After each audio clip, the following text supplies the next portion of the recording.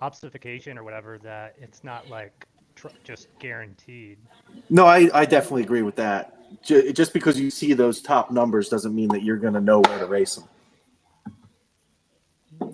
Yeah, it's always. I feel like you and I have always been in lockstep with that Wolof. That like Yeah, the the really good numbers doesn't mean you have a good racer, but the really bad numbers means you have a donkey. Like basically no matter what.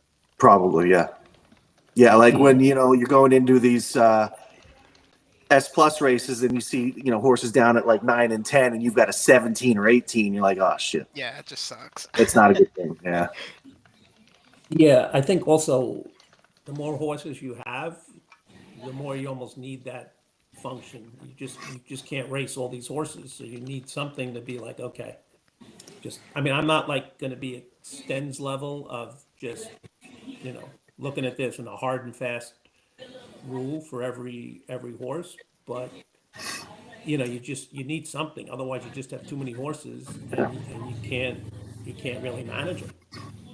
No, I don't doubt it. That's why I keep myself at 40 to 50. Just budget wise too, but also just for peace of mind and being able to just kind of function with this. It gets really hard after that, and so I feel you. I mean, I understand that when you're breeding that many, it's hard to just keep on pumping them out and just race them all. Yeah. Right.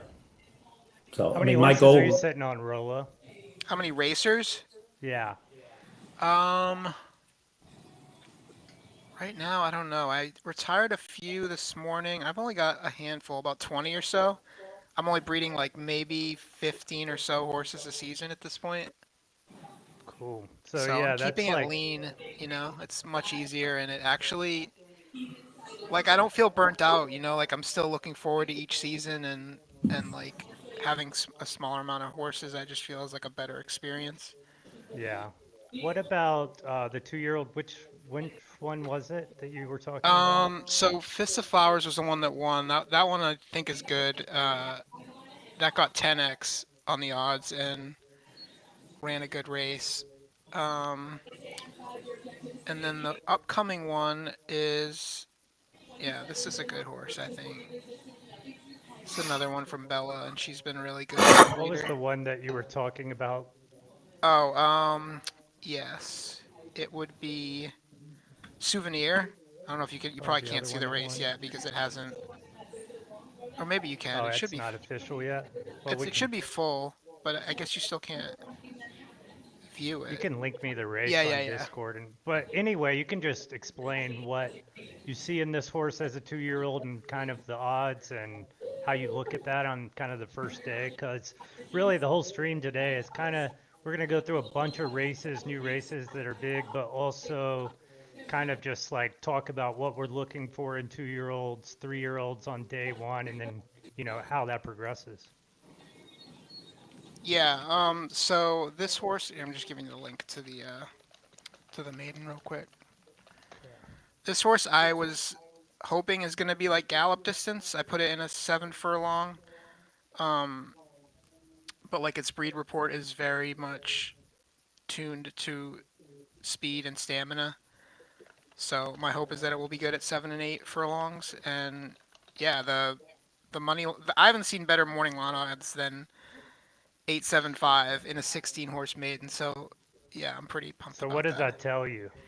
To me, it tells me that it probably has good overall stats. It's probably like its overall stat profile is probably strong.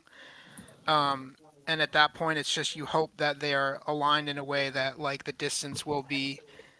It'll have a distance preference that's like really honed in, right? If it just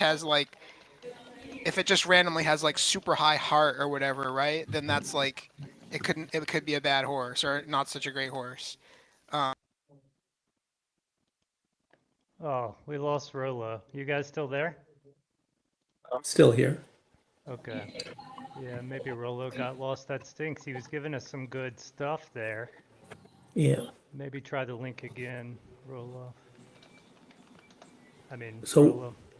what do you think about the morning line odds? Do you think it's got all the stats included when it calculates it, Yeah, including I don't. like temper and heart?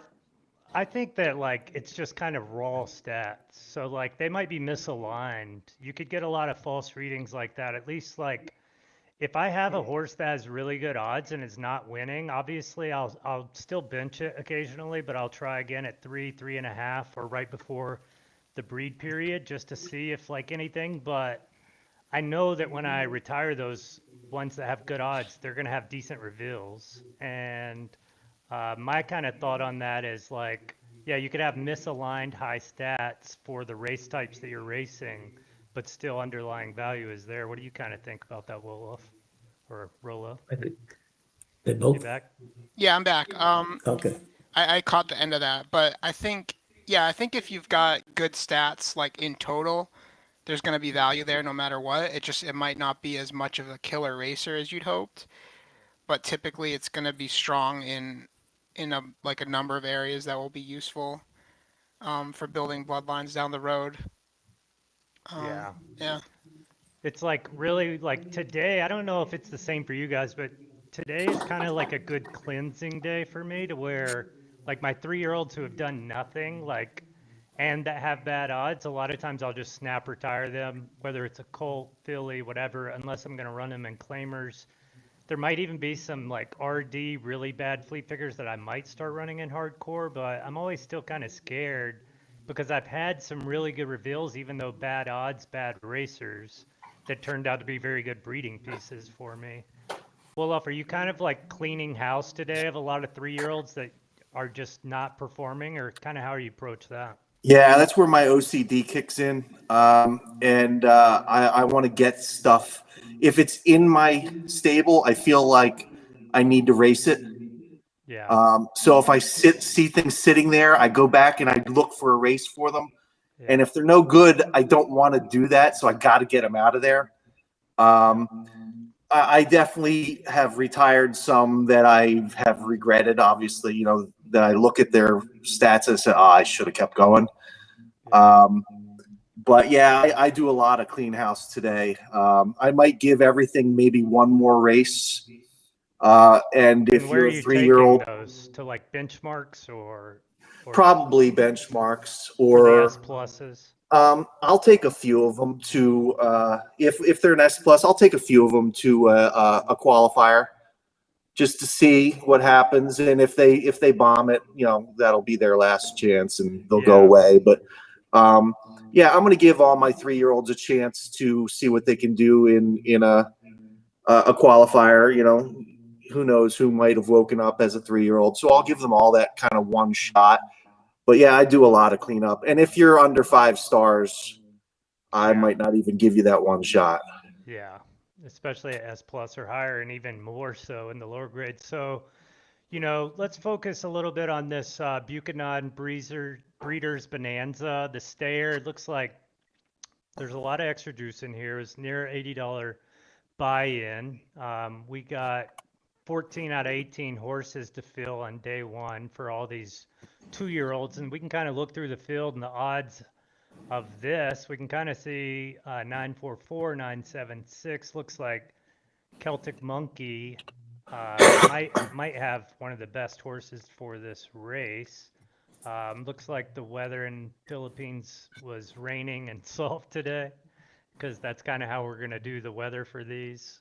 And obviously I picked the right dirt, being in the top 2 for breeding cost or whatever, and it's pretty much my only SS minus as a 2-year-old that I kind of feel really confident about. And I kind of feel like it should do good at this type of race, just based off big heart possibility, and the finish should be relatively high. In RD, this as good as anyone will off, like, finish at the very beginning was almost non-existent, and I kind of wish that I would have went to that Alacosta horse more. I think that was the one that had long distance. It had low stars, a Gen Yeah. 0, kind of bred out a lot of these long finish. And then here is Celtic Monkey's horse, which is probably, I guess it's the betting favorite as well. So there's nearly $300 in there. If you guys want to hop in, well, pick selection is closed. So, and we're just gonna kind of be watching these. I don't think we're gonna call them, but you guys got any horses you're looking at here, or think that could be sneaky? Yeah, I actually qualified or 54th on this list. So I whitelisted to get in, and then I didn't think I'd get in it, and I actually made it, and my horse was already scheduled somewhere else, so I just left it out. But yeah, I mean, what Zedge has done recently, Zedge has got himself, lined up for all these new tournaments and everything, and God bless him for what he's trying to do for the game. So, yeah, I mean, he's got a hell of a horse, and I love that coat on that horse. I try to breed that coat as often as I can. It looks very professional, kind of, right? It just stands out, and I do love those bellies too on that.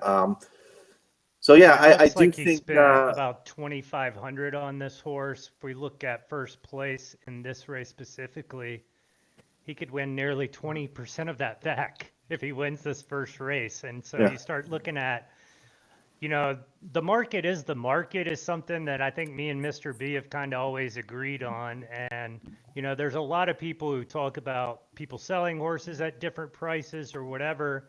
I think kind of like it goes to what Ian was talking about, water meets its level, but it's really tough to evaluate a lot of these high-end horses, especially if you compare it to like what we would consider market value or retail value or basically where the demand is. A lot of times it makes more sense to kind of be on the buyer's end like Celtic has done. Obviously, he's put a lot of money in the game. I think he'll get those, you kind of reap the rewards several months after your investment in this game.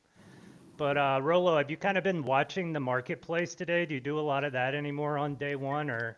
Yeah, I do. I think in the last month I've paid attention more to like what valuable S pluses might be there for basically like nothing, and I think like my thinking was that maybe 7-8 months ago S pluses were a bit we reached a point where they were just overvalued on the market. I think people were paying too much for them. They were valuing like the grade of S plus over, just maybe the actual quality of the horse.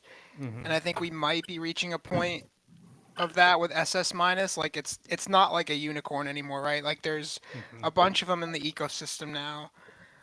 But people are still pricing them like considerably higher than like good S plus horses that are like quality breeds and can win you a lot of money. So that's just where I focus on. And like I don't like rush to get to SS minus. Yeah. Like I just want good horses when I get there. So It's so funny. I was talking to Cold Plunge today, and he told me that he sold a mare accidentally that produced an SS minus, and then the very first horse I look at on the marketplace, I sold the mare to this guy for $45 just a few days ago, and this is his SS minus he got. So wow, yeah. And he wants 2 million Derby. well, yeah, I mean, some people just have a price in their head where they love Yeah. the horse and they're like, well, if I get this much for it, whatever. Yeah. But I think, Cold Plunge was talking about how he felt a little sick. Obviously, I feel a little sick looking at this horse as well. But obviously, I have a ton of mares. I have to pick and choose kind of like my best ones and then just try to hopefully give them to the community. Stuff like that can occur. I hope that And- that horse does well. And all these horses born today can't retire till 4 too, right? So that's a new change that pushes your like investment strategy back a month. Like if you're like, oh well, I buy this foal that's SS minus mare, like you can't breed it for another 4 seasons. So Oh yeah, has the breeding really- ages been different for any of your guys' horses? I didn't even think yeah, to the look foal, at my that. foals have different breeding ages. Oh really? Wow. I think 21 was the worst I saw, but I don't know if I went through Okay. all of them. Yeah, I've just looked on mobile, so haven't been able to see it yet. It doesn't show up on mobile, or at least on mine. 20. I got the worst one, Rolo. 20? Jesus. I think 18 is as low as it goes, right? Yeah. Do Yeah. you guys think that that's a big value deterrent? Like a lot of people are No, talking I don't. about. Yeah. And why is that? I think, well, the thing is, like, by the time we get there, right? By the time we get to whatever horse born today is 18 years old, there's a whole shift in the population, right? Like, there's going to be SS horses at that point. There's going to be tons of SS minus horses. Yeah, I think whether it breeds till 18 or 25, like you've extracted the value and the time horizon that the horse is worth the money in. Mr. B, you gonna just floor all your ones that have 18 years breeding instead of 25 or what? Yeah, I kind of agree with Rollo. I don't think this change doesn't upset me. I just think it's almost an inconsequential change, and I probably wouldn't have even bothered with that one.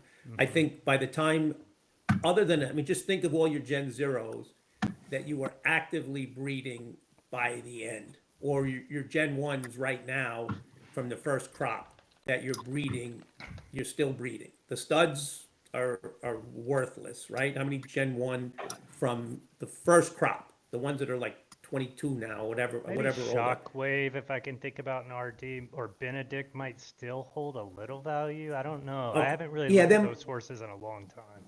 there might be a couple, but it's marginal.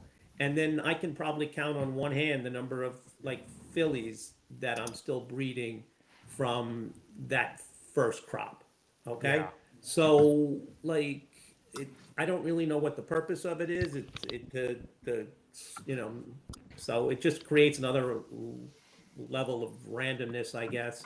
But I don't think it matters, and it's going to have basically no impact whatsoever on the number of horses or the quality of horses or everything like that. Because, as Rollo was saying, in 18 seasons or 20 seasons or 25 seasons, these horses will be at the bottom of, even the ones that you're still using are not going to be particularly valuable.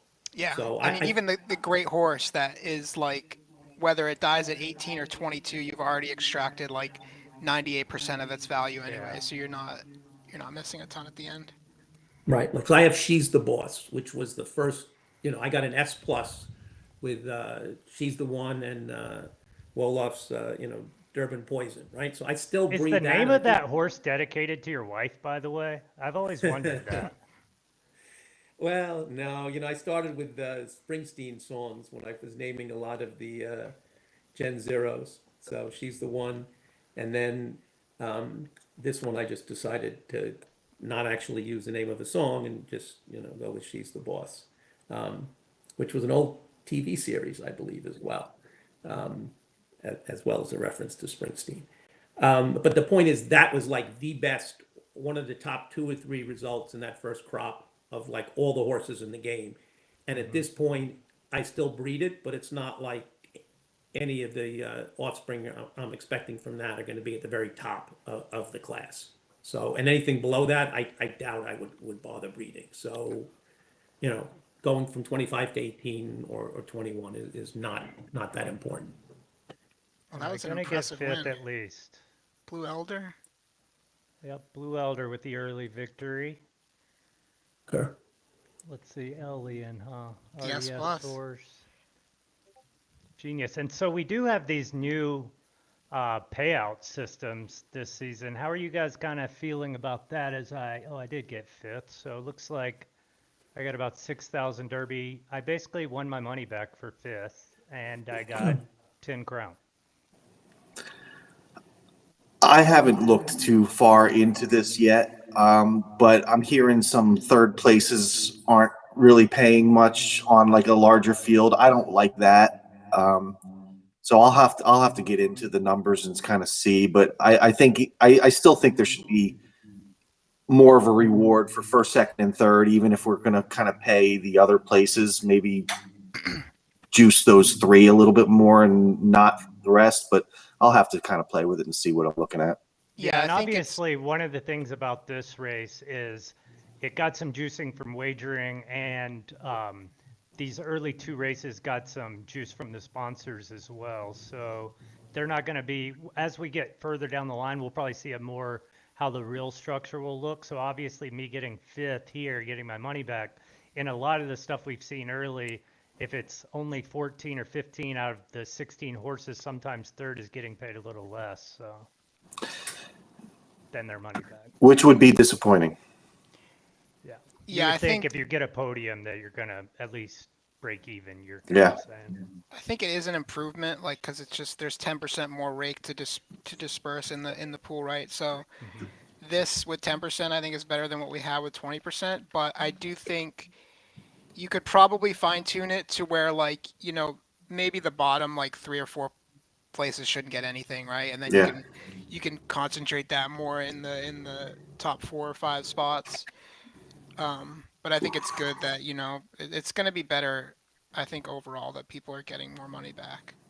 Yeah, Just for a now, I matter of kind of fine-tuning it. agree. I feel like, you know, if we get a user base big enough, et cetera, like even right now, I feel like maybe just paying the top half would have probably been kind of a better idea, in my opinion. Yeah.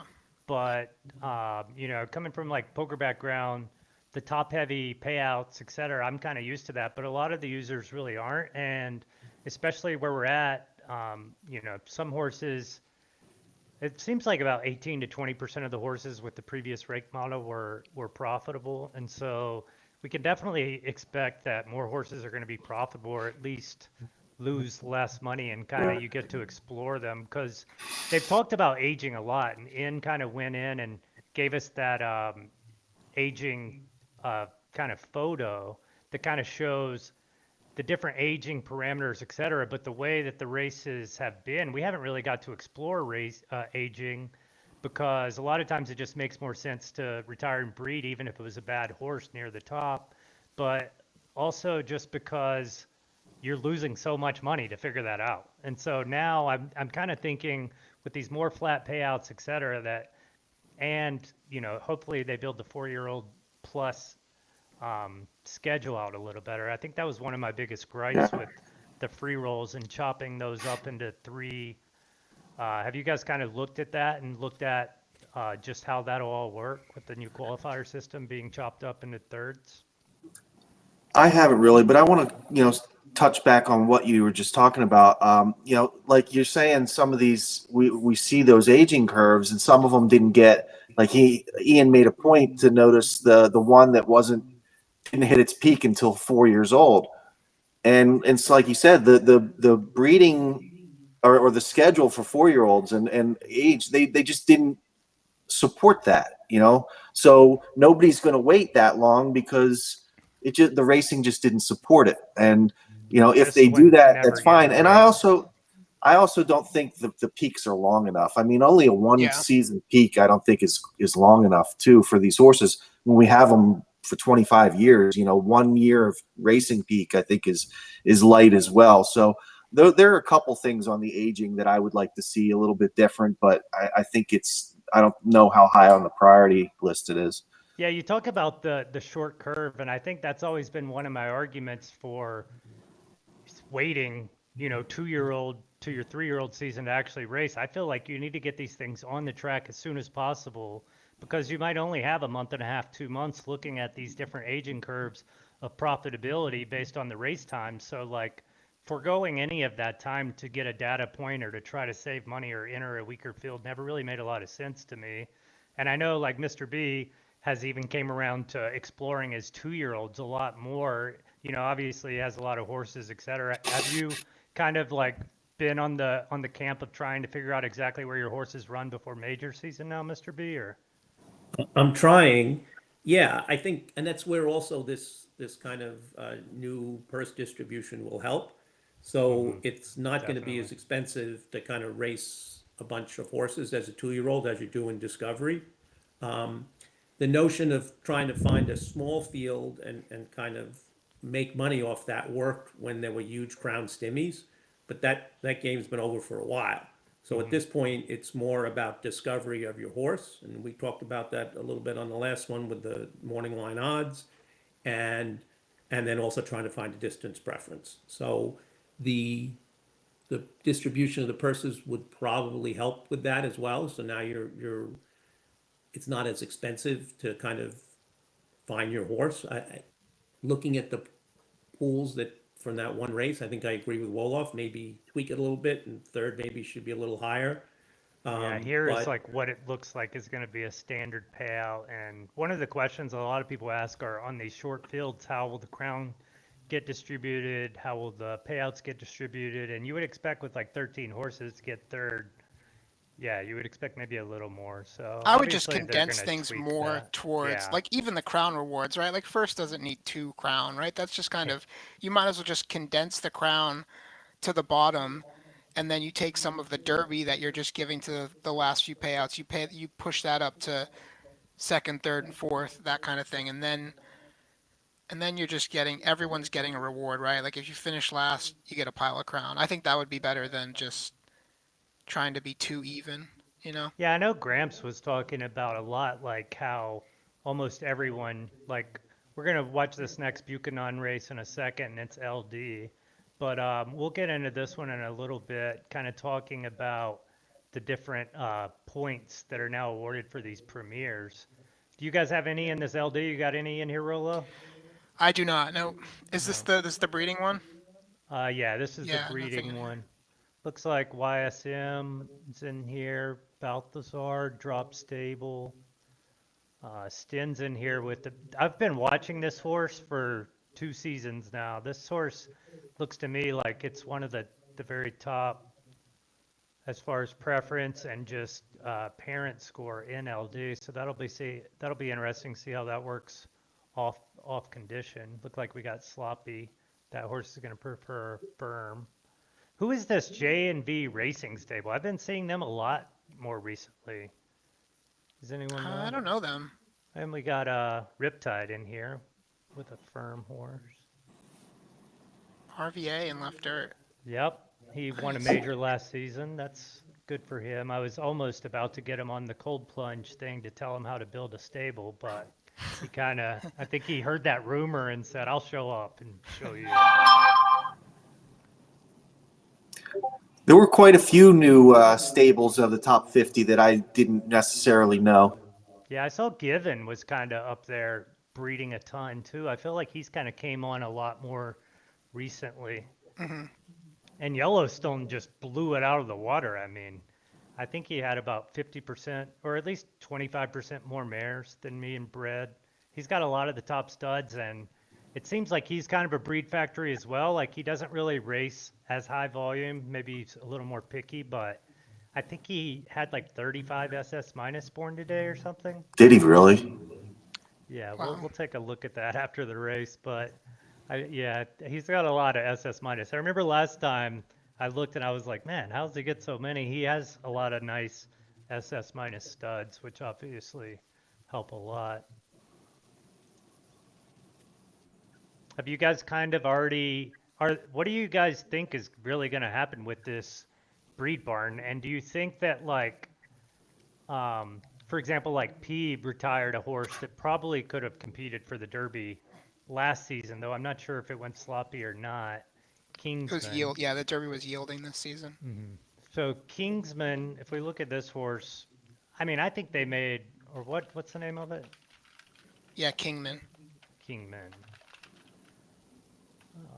Yeah, I think they made the right decision. I don't know how much they'll make this season, considering we're cutting it in half. Do you kind of expect them to be able to charge double this, or do you kind of think that the market's going to be the market and that stud owners are just going to get a little less? Yeah, I think there's enough out there that, I mean, they did how many of those were internal for them? I think about a third. Was that it? I Yeah, thought, not a ton. Yeah. yeah, I'm surprised they got that many, to be honest. I mean, it's a really good looking horse, but with the prices, it's just, it's a lot higher than what everything else is.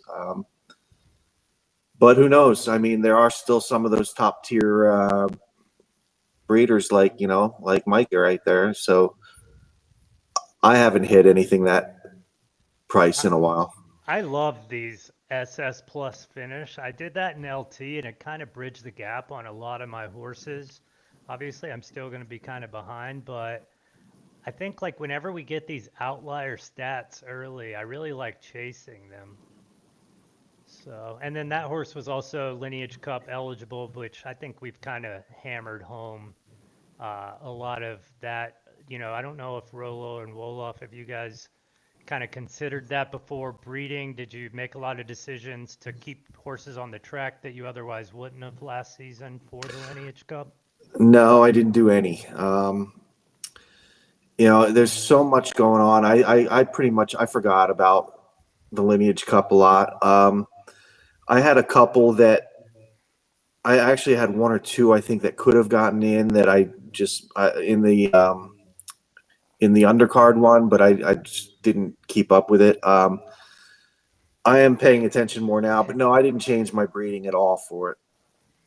Yeah, I think the first season that it was announced, I might have made a decision or two based on that, but no, I didn't this season or this past breeding season. You know, speaking as a Lineage Cup champion, Which one did you win? RT? yeah, I won. It's actually the only horse that I bred that would have qualified, and that's because Stens had priced Speedy at 23,999, and then he changed it to 24 when they announced the Lineage Cup, and I was going to breed with that one anyway. But tying into what you were talking about with aging and the schedule as a 4-year-old, I think that's the biggest problem, is that there's nothing to race for it for, and these new 3-week, 1-week competitions or qualifiers don't really cut it as far as like what the race at the top. So if you've got a good horse, if it's got breeding value, you're gonna retire it. Even if it's a filly, right? Because like Yeah. really, you get on this cycle where 3-year-old. I think Cole, one of the new guys who I've been helping a little bit, kind of reached out to me, and he's like, "Why would Stens retire this horse right after the major?" And obviously, Stens probably could have ran the horse for another week or so, and he might have left a little on the bone. But the crux of it is that really trying to just hit that 3-year-old major window and breeding to that in a cycle probably nets you more money over a year, a 2-year cycle if you're thinking about it, especially with the 4-year-olds. And obviously they introduced the 5-year-old season, and I don't really think that moves the needle much for changing retirement decisions either, because it's an allowance that kind of favors the lower grades that were probably, if you have a colt and it's an S or and lower, you're not retiring that to breed. You're really just going to race that to the wheels fall off, whether it's claimers, allowance, pretty much wherever you can find. But it's really the S pluses and higher, the top tier that, the Linear Cup or the Lineage Cup, when it was announced, sounded awesome to me. And I mean, the first 2 seasons I went really hard at it. If Crown was at $1, I think people would be looking at it a lot differently. An $8,000 race compared to, whatever it was this season, $800 race. And so kind of the macro market has definitely affected that a lot as they come around the corner here. Going south, that looks like a SoCal horse, huh? Yeah, it doesn't look like Minnesota Nice is a 10 furlong horse. Yeah, It looks like that probably got a sniped sprinter, big huh? time. Just got shot. Yeah, it looks like Going South's gonna cruise here, right? Can the 5 Boss Money trying to steal Mr. B's name get there? Well, it's gonna make some money, but not Boss Money. Going South, SoCal Stables. Great one. I got an SS minus from one of Mr. B's boss breeds this time. I'm excited. Yeah, the Boss breed line in RT is just stacked. I feel like just pretty much all of the Boss horses have made me money as far as paying up to breed with them, etc. I mean, I think I took second to you off preference with this horse. Let's see. Oh, yeah. I got third. I guess we could take a look back. Speedy Boss. Yes. The secretary at Stables, he kind of knows how to race and how Yeah, to he's breed, not bad. so, yeah. Yeah, but we Yeah. could look at the stat profile, and I'm not sure that there's a better one in the barn. Maybe some of the SS minuses, but just as far as racing stats, having these 3 combos really deadly for 8 to 12, basically. The only thing that bothers me is the temper, but I can get over that. Yeah. What was that other one, Mr. B? You want to send me the link? Because I think that's something cool we can talk about in the next 10 minutes is pretty much the importance of heart and temper versus racing stats. I mean, it's something I've kind of contemplated. Obviously, I Oh. think trying to get all of the stats is about your best bet. I mean, really we've seen one offset or substat stat can really screw you. But Mr. B sent me a pretty interesting horse. It's a Secret Breaking Mad King? Bad. Yeah, it's a Breaking Bad horse. The one who came in second in the Gallop. It's Yeah, just this kind of a- horse, so Wow. it has the SS plus stamina, and you can kind of see it came in on the gallop, yeah, so, and it has no heart, no temper, which we've Wow. all kind of been looking at heart and temper really playing a factor in these majors. And I think it's kind of a good example of, yeah, sure, those things probably do matter, but there's still going to be variance along the way. And looks like this horse only had won one time before as well, huh? How was the Yeah. odds on the first race? You know what's interesting is if you look at my 7.82. SS minus, Our Better Angels, that horse came in 20th out of 20 in the Artemis Sprint, and that's got SS plus heart. Okay. Now it was running off preference, but still. So you had an SS plus heart horse run 20 out of 20. Ah, that's interesting, huh? And the stat profile for this when it raced was pretty good. Obviously, we can look at the prefs are a little down, and you said it was off preference as well. Yeah, that makes sense a little bit. But so I think it just comes down to the variance in a 20 horse field is pretty huge. Yeah. And it's nice to have the heart, but you can win without the heart. I love that variance too. You know, coming from like a poker and DFS background, I really think that like variance is the key to solving a lot of things. You know, when we were going through the betas, some horses would win 40, 50% of the time. And Wolof was wondering why the hell I wouldn't race him in V3. And it was like, well, I know your horse is going to beat me. I'll wait till I could breed something, then I'll come compete with you. All right. But I really feel like, man, we've seen some great variance outcomes, not only with breeds, but racing. And really, the core of the game, I think, is just in such a good area. You know, I've been kind of guilty of going on some tirades in the Discord about, you know, chopping those free rolls up kind of really irritated me because Sunday running all those free rolls is awesome for the Juvies. And I felt like we had really zoned in on something that was working, that was keeping horses on the track. You couldn't even park your horse if you had 2 wins in RD. You had to keep racing to get more points. And I think with these 1 week qualifier systems, one of my biggest gripes with them are that you can win one time and you're just in. So you can kind of park your horse the rest of the time if the condition isn't perfect or your distance isn't perfect.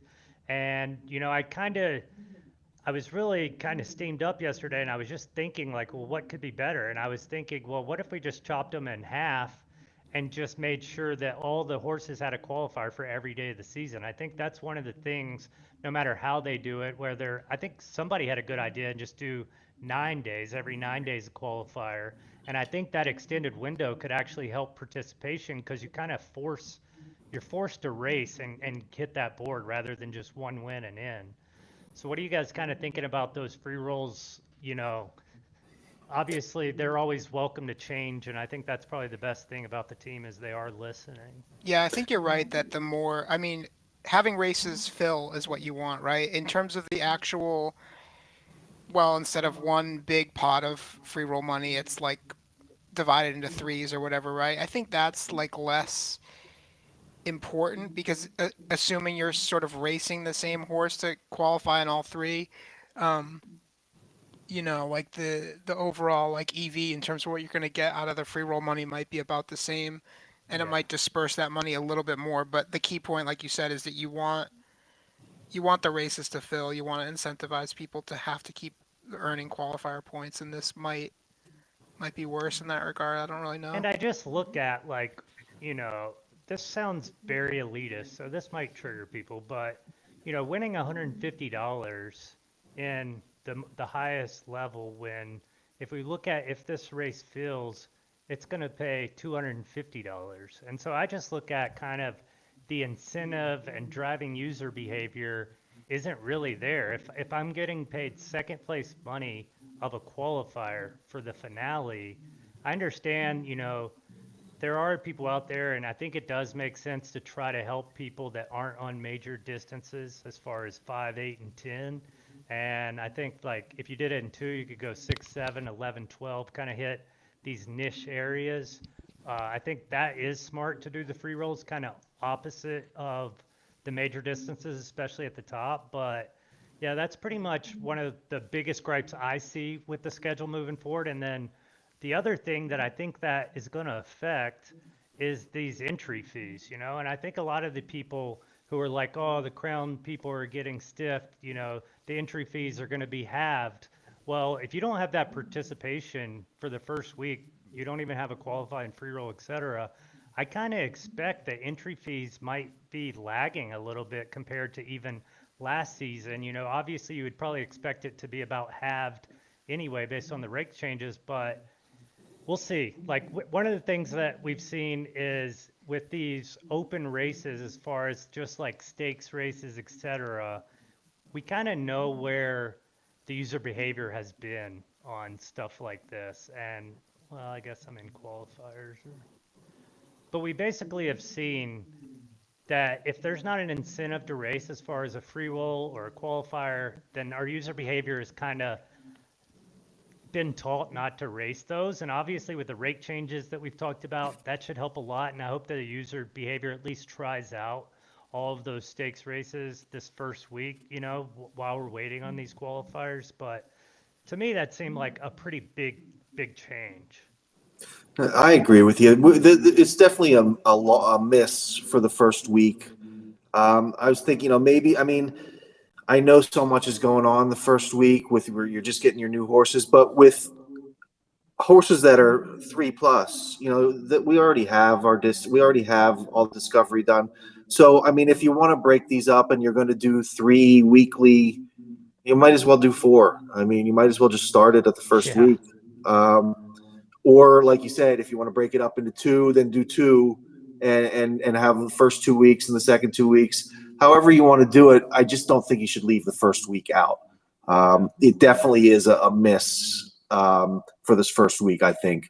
And But it is tough because we don't really like, obviously there was a lot of changes this season. So it's tough, for the team to just nail everything. I think they've nailed like 80% of the things, but it's also tough for us to really give analysis until pretty much yesterday. And I started entering horses on Friday. I enter in waves for my 2-year-olds because I have so many horses. But for the 3-year-olds, especially all the good ones that we know we're going to race, they're in juvie free rolls yesterday. So it wasn't until those are done and you start kind of scrolling through at your options and being like, I've never really had this as 3-year-old problem. Obviously the ones that are going to work for the qualifiers, you go qualifiers, you go kingmakers, etc. Those are just pretty much one of my only big criticisms for the schedule and how it's going to go. Obviously these premier events, $150 buy-in. We got 13 out of 16. I remember some people saying, people won't race this. Other people were saying these things are going to be oversubscribed. I think we're going to go through these fields, and I think that this is pretty much a home run for the team. It looks like first, you're pretty much going to be locked in. I've never seen a horse with 40 points miss a major. We have seen horses with 20 points miss majors, but that's a huge leg up. Really? You never I've seen never- 20. I've never You've seen never 20. seen in 20. RD. In Yeah, RD, but it's all different now. I mean, who knows where the points are going to have to be to get in? I mean, with you're getting 20 points in some other races. I mean, who knows? Yeah, well, I think the regular ones are still the old payout, 2010, or is it 10, 4, 2, 1? And then there's minis too, right? So there's Yeah, 3 the different minis are levels. 4 something. I've looked this over. I tend to spend a lot of time with studying the Looking at majors and the qualifiers. qualifiers. So there used to be 32 qualifying races. There are now 40. And they're only, see, the thing about the 75-point races, there's only 2 of them in each archetype, right? Yeah. So each of the things. So the first race and the very last race. Yeah. So it's not going to have that big of an impact. If you're running in the race today for 75 points, you think you have a pretty good horse, and odds are the horses running in those races, most of them will end up qualifying for the major anyway. I didn't enter like one of my marginal contenders in one of those races. I tended to enter the best ones. Yeah, it looks and I like would Lacey expect- also has a favorite in this early one. I've raced a lot against this horse. She's done really well with this one, so that's definitely one. Do you have anyone in here, LT? No Secretariat. Looks like Stans has a few. Yeah, you figure that's going to be Stens's bailiwick. And this horse is kind of like what we were talking about earlier, where I chased that one outlier. this Slayer horse with its stars did really well for me, and so I knew there was something good under the hood. And you can see the mare is not very good for LT, and I pretty much hit a really good outcome. I don't know if this horse will compete in the major or whether I'll retire to kind of breed, but You Yeah, talked about, I think you're Go right that the horses that are getting 40 and 20 points in these events are going to be running up the point totals throughout the season in other events too, right? So it's sort of Probably. it'll be pretty rare, I think, that a completely out of left field mediocre horse just nails 40 points in these, but I think it's good to have it as a thing. if it was a major part of the schedule, I would be more concerned, but if Yeah. it's two races, I don't think it matters. And Well, then I the think- last day, it might add a little fun where people just throw a Hail Mary and say, "I'm gonna Absolutely. try to qualify." I agree with So- that. No issue with that. The schedule as a whole, I know we've talked about this, and I would just love if they put the schedule out like for next season, almost like now, yeah. and then the people could kind of give them their input, and maybe they could tweak it. So we'd have like a preliminary schedule, a week into the season, and then Yeah. they could finalize it with a week to go, and they could have 2 weeks of like input and changes that they could make. And I know it's very difficult when they're trying to do 50 new things at once, and I think that adds to the problem. So, if there's a new 5-year-old race and there's these 2-year-old races, then the team spends time on stuff like that, and they don't have time. And then, every week, every season, the schedules are like a last minute thing. And I don't know, it's like overwhelming. And then I they do wonder know what, that one of the reasons that this month especially was kind of a last minute thing was the Buchanan breeding bonanza, the series that Blue Exotic gave that's 3 preferences get $700 free rolls. So those are good things to have. Obviously, we want more sponsorships, we want more free rolls, but you just kind of are a little curious, like, can't that just be added in, as those things pop up? And I think that one of the things that would help me, especially like with the 2-year-olds, if I could register them a week before, I mean, what's it matter what time we register them for?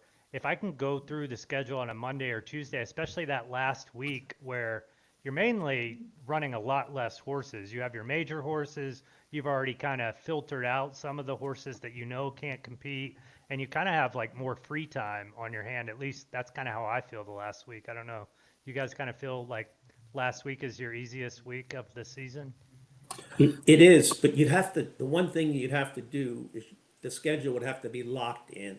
Yeah. So they tend to make these last minute changes. I remember last season, a whole bunch of races got canceled. So the last thing I want to do is enter all my horses, and then, because they put a hot fix in or something like that, they get canceled. So if you had a final schedule that wasn't going to be changed, sure.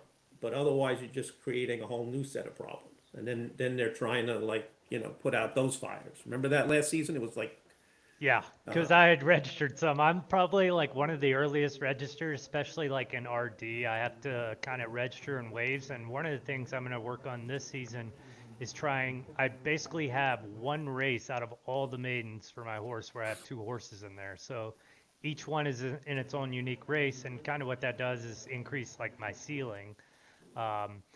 But yeah, I remember that happening, and I'm kind of happy that this season they included a lot of hot fixes and we didn't kind of run into that problem again, because that is definitely a frustrating issue. I think that might be one of the biggest frustrations as a user across the board is a canceled race, whether it's the case you were talking about or just the race didn't go off, especially if it's like a qualifier or something, it doesn't go off. That's kind of annoying. Looks like Big Brain Stables. That was a hell of a race. Little hater. 2 a.m. Was. Yeah, and Celtic Monkey looked like he got 3rd. So, but that's the first premiere ever ran, and 2 a.m. will be in the LT finish. And the one that I said was probably the favorite, and also the betting favorite, didn't hit the podium. So sorry, Lacey. well, if you came in 4th, you got 5 points though, right? I don't know where she come. I don't know where she came in either. Actually, I closed it. We're on to the next race. I just noticed one of my SS minus has that 18-year breeding age, Oh, are you tilted? full of Floor it. stacks. Floor it Breeding on age the age 18. marketplace, man. No one's gonna buy that thing. Yeah, it's worthless now. He'll just have to win for me. All Yeah, I right. didn't even think I looked at that. So now, oh, so you have so every horse has a breeding age. Yep. Yeah. Mine ends at 18. And that's the earliest you're saying? Yeah. Wow, you run really bad. But like I think said, I that don't it think it could- matters. I think it could affect the Colts possibly, but the mares, My- I don't really expect it to. Mine's a colt. Yeah, I got one that's 18 too, man. Come on. Let's see, did I put this on the market? Maybe I should swap this. I put one of my RDSs on the market. Maybe I'll sell them the 18 instead. And if you're tuned in and you want to bet or you want betting advice, sorry, we're not giving it to you today. I see that every time I kind of look at the next field, the pick selection window is closed. And we also don't have Mo or anyone giving calls on the races. So I apologize for that. I hope that we can get the AI announcer kind of tuned in to where that will be an automatic thing. I know I'm a little bored of hearing the horn and hearing the background noise. I basically don't listen to the sound when I watch horse races anymore. Are you guys still sound aficionados where you need that in the background when you watch the race, or? I think I I have it actually- off pretty much all the time. Yeah, I turned my sound off for HRM about a year in, and I haven't turned it back on. So you don't even That's know yeah. what exists. Well, Well, that's hilarious. It was a little Yeah. eerie in beta when there was absolutely no sound, so I think it is good that there's something there, but yeah. Yeah, I think you need sound, you know. I kind of like think about Madden and the crowd noise, and I think that would be really cool to kind of make it to where it's not always the same sound. Yeah. That's pretty much my gripe is. And actually, I think last season kind of shows that they improved the schedule a ton, because I think I've watched more races last season than I've watched in like a year. And I don't know if you guys are kind of in the same camp, and I'm not even sure what triggered that, but I don't know. I just felt like I was watching way more races. I try to watch all my wins. So you check the ledger, then you just go watch the win? I try to. Or if there's a horse that I was, specifically, if I was in a race that I was specifically interested in, I might go watch to see what happened there. But yeah, I try to watch all my wins. Kyle Nielsen in the chat said, "What are we looking at here?" Well, that's a great question. Oh, I do want to bring this up actually, because I saw this horse and I just wanted to kind of get y'all's thoughts on it, because I thought that, like, out of all the people trying to sell horses and prices, that I thought that this one looked pretty fairly priced, and it looked like a really decent outcome. It looks like it could be a very good sprinter. I did see But this one, yeah, Having a short these time ago. stars and stuff, I feel like if you kind of wanted to make a splash, like, I think that this would kind of be a good one to purchase depending on your bankroll. What do you guys kind of think about this horse? I was actually looking at this one specifically like an hour or two ago, and I did think it was intriguing. It basically, the two things of it are, its temper is a red flag, right? It's an A plus with an S for temper, and it's an SS minus horse. So this could have like S minus temper as an SS minus, which would be a bit of a red flag. And then it basically has to be a sprinter, because its start might be really good. Its start might be pushing up its global grade a lot, and so if it's not sort of meshing with other stats, then it could be a bit of a bust. But I think the price is reasonable compared to other LDF SS minuses. Yeah, I was trying to look through and get a number for the audience and for you guys of exactly how many SS minus. I know in LD there's 93. And then... And that's is probably this- mostly LDF. Like LDS is still yeah, way behind. 71 in LDF. Yeah. So yeah, you hit that right on. And when I look through the parent score of this specific one, like obviously we can kind of eyeball it and say like the parent score isn't going to be like the top of the game, but we've seen some really good outcomes as far as rolls and stuff like that in that. To me, it seemed like worth a gamble. I guess it's It could be. I mean, the start could be in like the triple S's, honestly, with those two yeah, we've pairings, and then definitely it's just seen you have these two outliers. Like I've hit SS minus twice now, and both times were either two SS plus stat or the SS and SS plus stat. I think that's kind of like one of the things you can look for is if you did have the temper like you were talking about, then you would almost guarantee that it would have that SS minus or at the very minimum SS plus start. mhm.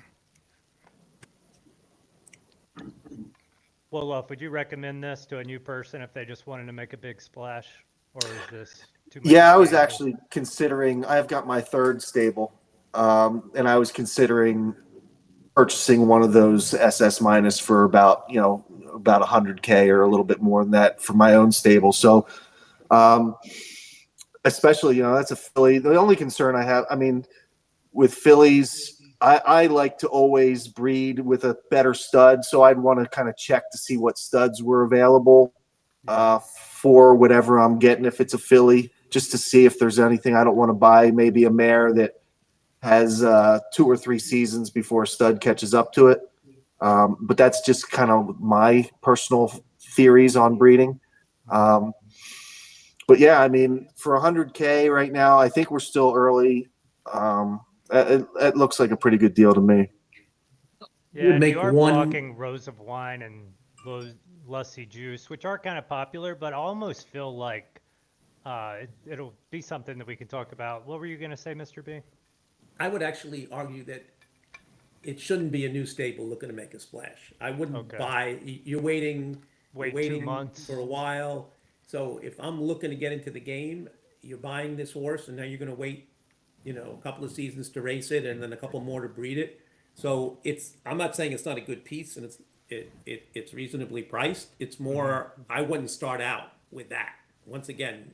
But like if you're Wolof and you're looking for your fourth or fifth stable, or your Monkey Tennis or me looking for your seventh or eighth stable, then it's not a bad place to go. But I think it's something you need patience with, and I don't know that I'd recommend someone jump in for that as a way to make a splash. But It's a certainly- really bad experience if this is one of your first purchases. You wait 3 months and like You you get think, oh, it's slaughtered. an SS minus, like it's got all these stats, it's got to be good, right? And then it might just not even be profitable on the racetrack, and then you got to wait another month or another 2 months actually, because it can't breed till 4. Yeah. Got to wait another 2 months to like start expanding out its bloodline. So You're right. The bloodline chasing is actually going to be now 4 months. So, I know in LT it took me a full year to even have a viable candidate on the track that would be competing for a major. So now that might get extended to like 14. But I think that's a good point that you guys bring up is like if you are buying something like this, obviously it needs to be a smaller percentage of your bankroll if you're new. But you at least need to have in the back of your mind that if it's not a good racer, the breeding stats should be able to make you contendable, but it could take upwards of 8 months before really that baby for that Right. horse has a horse on the track that can, And- you know. And then, as someone once said, fillies are liabilities.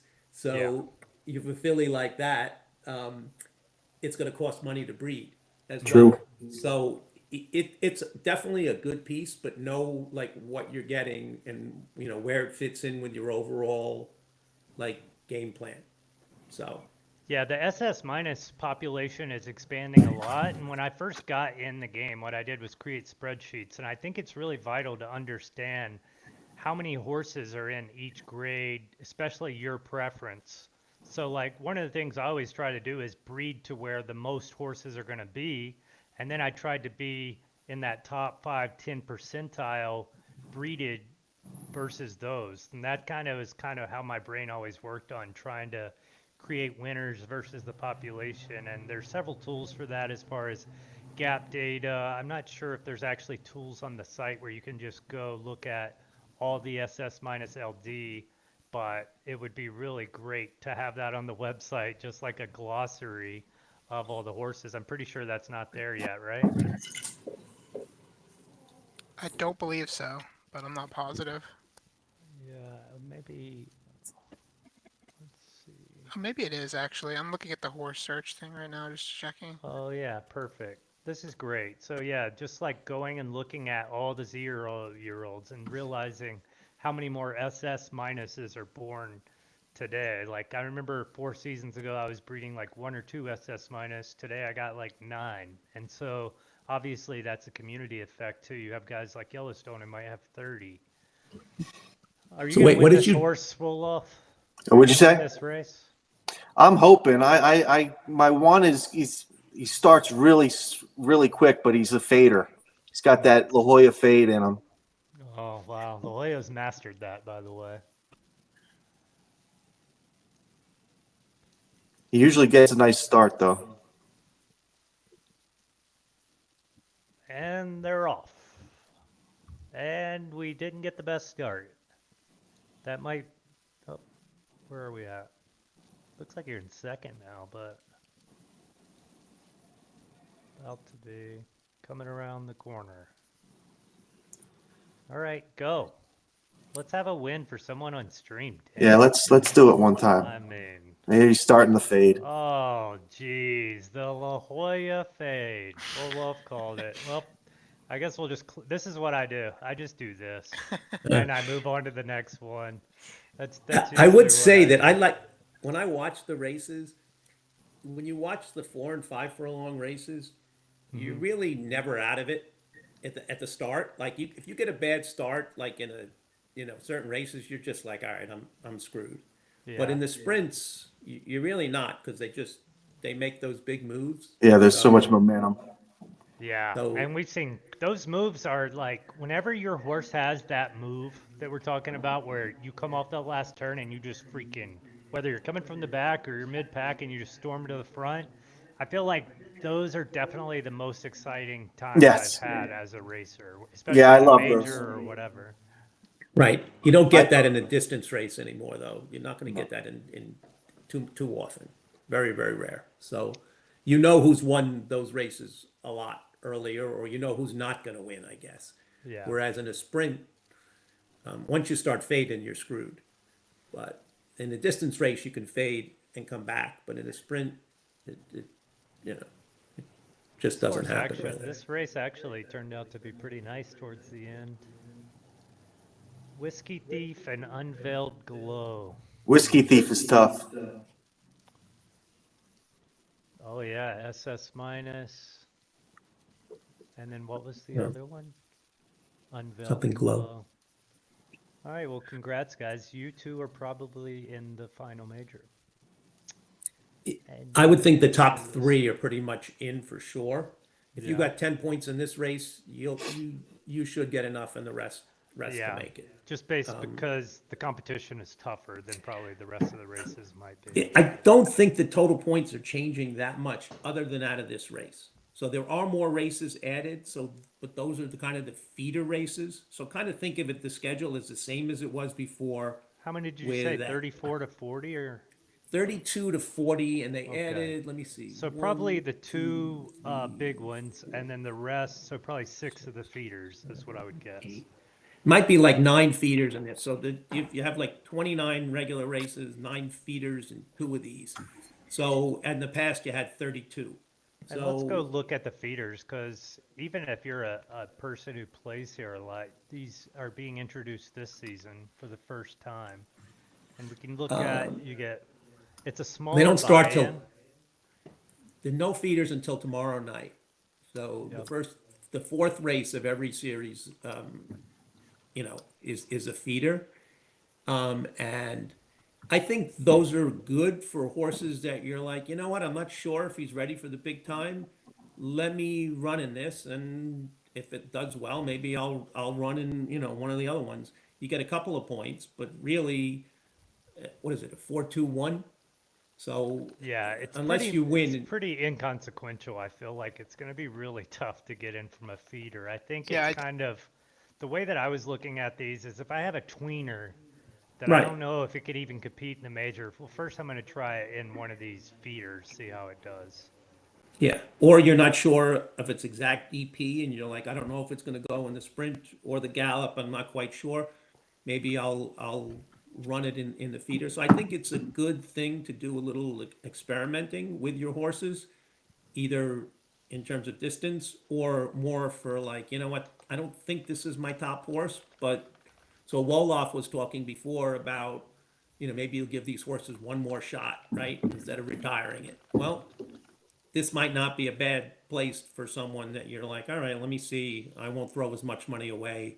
I'm not saying Wolof would do that, but the point being, it could be useful for those kind of horses just to kind of see what you got. And if it's good, you're like, okay, now I'll run in the 17-point normal ones.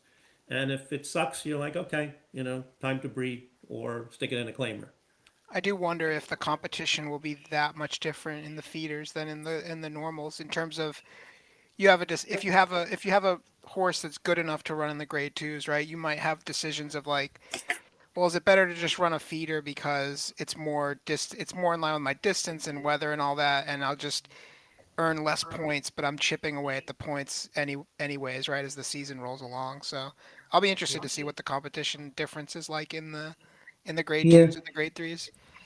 I don't, which brings up another point is how does heart play into this? Is this changed now that these are grade 1, 2, and 3 in In that my heart will opinion, be? Yeah, yes. I think I so. think so too. Yeah, I've been on that one for a while because, and this is a good thing for newer players too. Like, it says it right in the frequently asked questions when it's sort of telling you about what each stat does, and there's, I think, some interesting information about what heart exactly does in that. So, yeah, So we think that the heart is based on what, the size of the field and the type of race, right? yep, So this moving from just a regular qualifier in the past, a low heart horse could have done pretty well in the qualifiers and then maybe Yes, and suffered in the done nothing in major. the major. And then now this will put more of an emphasis on heart throughout the entire qualification process. So Which yep. I'm all that's for. That's interesting. good. That's definitely good. Yeah, it is, because a lot of times the heart was kind of this almost like, you know, semi-worthless racing stat. Yeah, Sort in of. beta, it was totally worthless. Yeah, it Like, meant nothing. totally inconsequential. I was trying to be, so yeah, so now it's much more important, especially at the top. So that's the thing, you breed for the top horses and you have to kind of have heart, but you're really doing it almost for one race. And the variance in that race, like we saw with that horse earlier, can kind of make the great heart in that race less important. But now it would be important throughout, we think, throughout the qualifying process. So it'll be interesting to see how that plays out, and eventually, if it stays, how it would impact breeding, and people might put even more emphasis on heart in breeding. So just to let you guys know, I just invited Osiris. I was waiting. I think that's how you say it, or Osiris. So he'll be joining us. He was the first loser in the first race. I think he was out early in the lead, didn't win. But going through this next race, this has been one of my best horses, and it always draws the best odds usually. And at 8 furlong, I feel like it's really good. So I'm excited to see this horse, and I think that because of its distance, it didn't even get to qualify for a juvie free roll. Let me make sure of that. But it's really good at 8, and it did, yep, I just had to run it. I ran it in an allowance race yesterday because the team tells us, you know, that S pluses should be able to run here maybe or Yeah. whatever. But I always kind of, if I have a day off, I'm doing something like testing here, you know. I know this horse is amazing. So if there's ever an S plus to throw in here and see how it does, it's definitely this one. And so I think that that's, you know, obviously if you are trying to make every dollar, that might not be the best thing, but I think having more data points especially if it costs you $10 or whatever like that, especially when you have as many horses as I do, kind of is great. How you doing, Osiris? Hey, I'm good. Can you guys hear me? Yeah, Oh, what's yeah. up? Gotcha. Good. Oh, I was- money. I was gonna say, it's pronounced Osiris, is that it? Yes, yes. So my wife came up with Osiris Enterprises, which is one of our land holding companies. So I made Osiris Stables. You guys got Great. everything going on.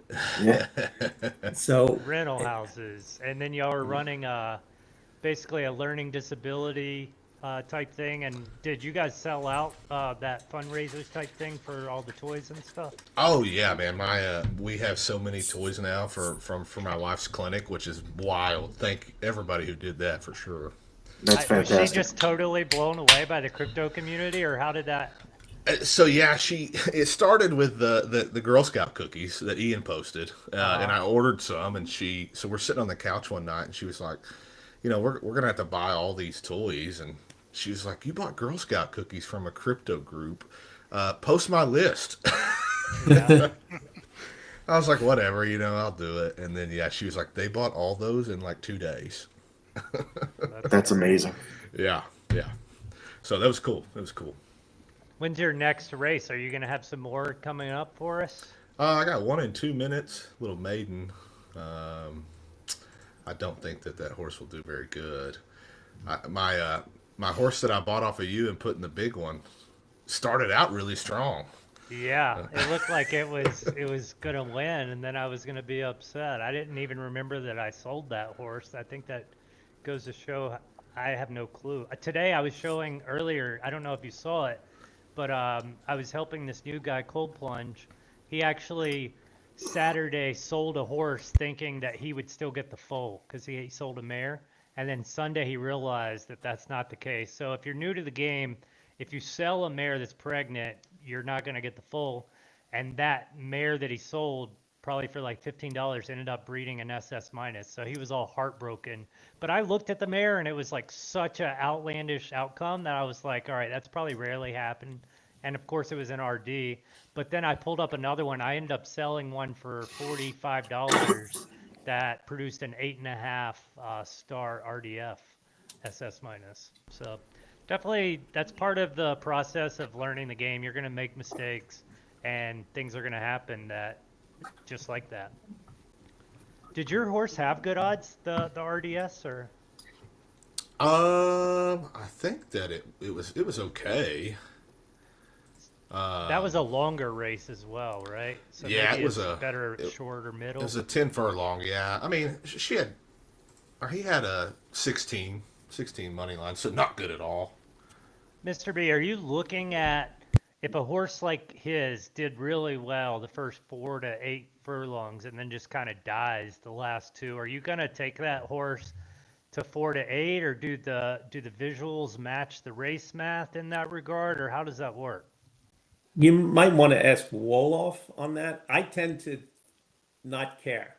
Yeah. So I maybe for speed, if you see a horse make a huge burst, it might give an indication of speed. But by and large, I look at where it finished, and I like to watch the races because I like to watch the races, but I don't really put much stock in how the race goes in terms of its distance preference of a horse. I But think I'm gonna could have be to change totally your wrong on name that. from Mr. B to Mr. Nihilist because nothing really Well- matters. Who cares? I Well, think what it's, do you think? yeah, we'll often go, and then I'll share my theory. I'm gonna mute myself for my dog. Hold on. Okay. Go ahead, Rolo. Well, I'll just say I think it's mostly indicative of temper. I think if your horse is getting sniped at some point in the race, it's probably indicative that either its temper stat is bad or its particular temper for that race was bad. Because like most of my horses are routers, and they will have very good stamina, very good finish, and they will just die at the end of a race, right? So like, how do I reconcile that? Well, it's because it had a bad race temper wise, and so it sort of fell out of contention. Yeah, and I think that goes to, it seemed like from whenever I first came in the game, it seemed like In kind of expressed it that each furlong or each 2 furlongs kind of gets an independent roll of temper. Is that kind of what you think, or do you think you get a temper roll for the entire race? That I'm not sure about. Just in terms of like, I don't have as many sprinters, so people with more sprinters can probably speak to that. I think it would certainly be interesting if temper was essentially more valuable at longer races, but I don't know if that's the case.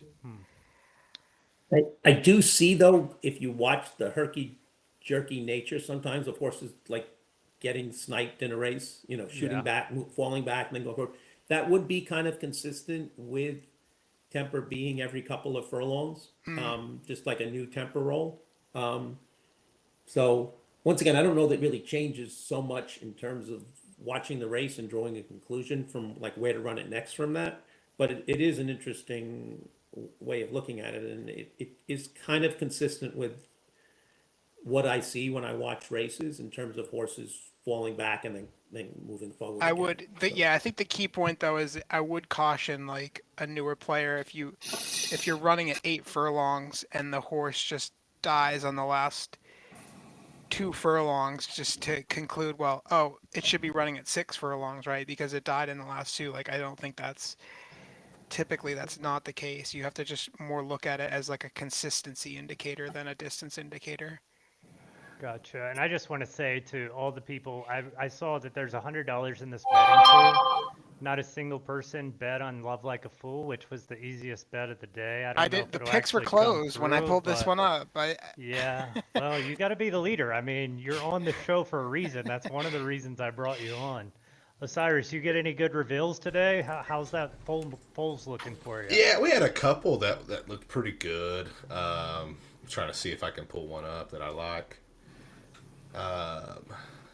It's so funny. You told me Oklahoma. I wasn't even prepared for the accent, but I love it. Yeah. I have and a little bit of one myself. So. Yeah, and I grew up in Alabama, so yeah, it comes out every now and then. If you look at, I'm going to send it to you in Discord. That way you can pull it up if you want.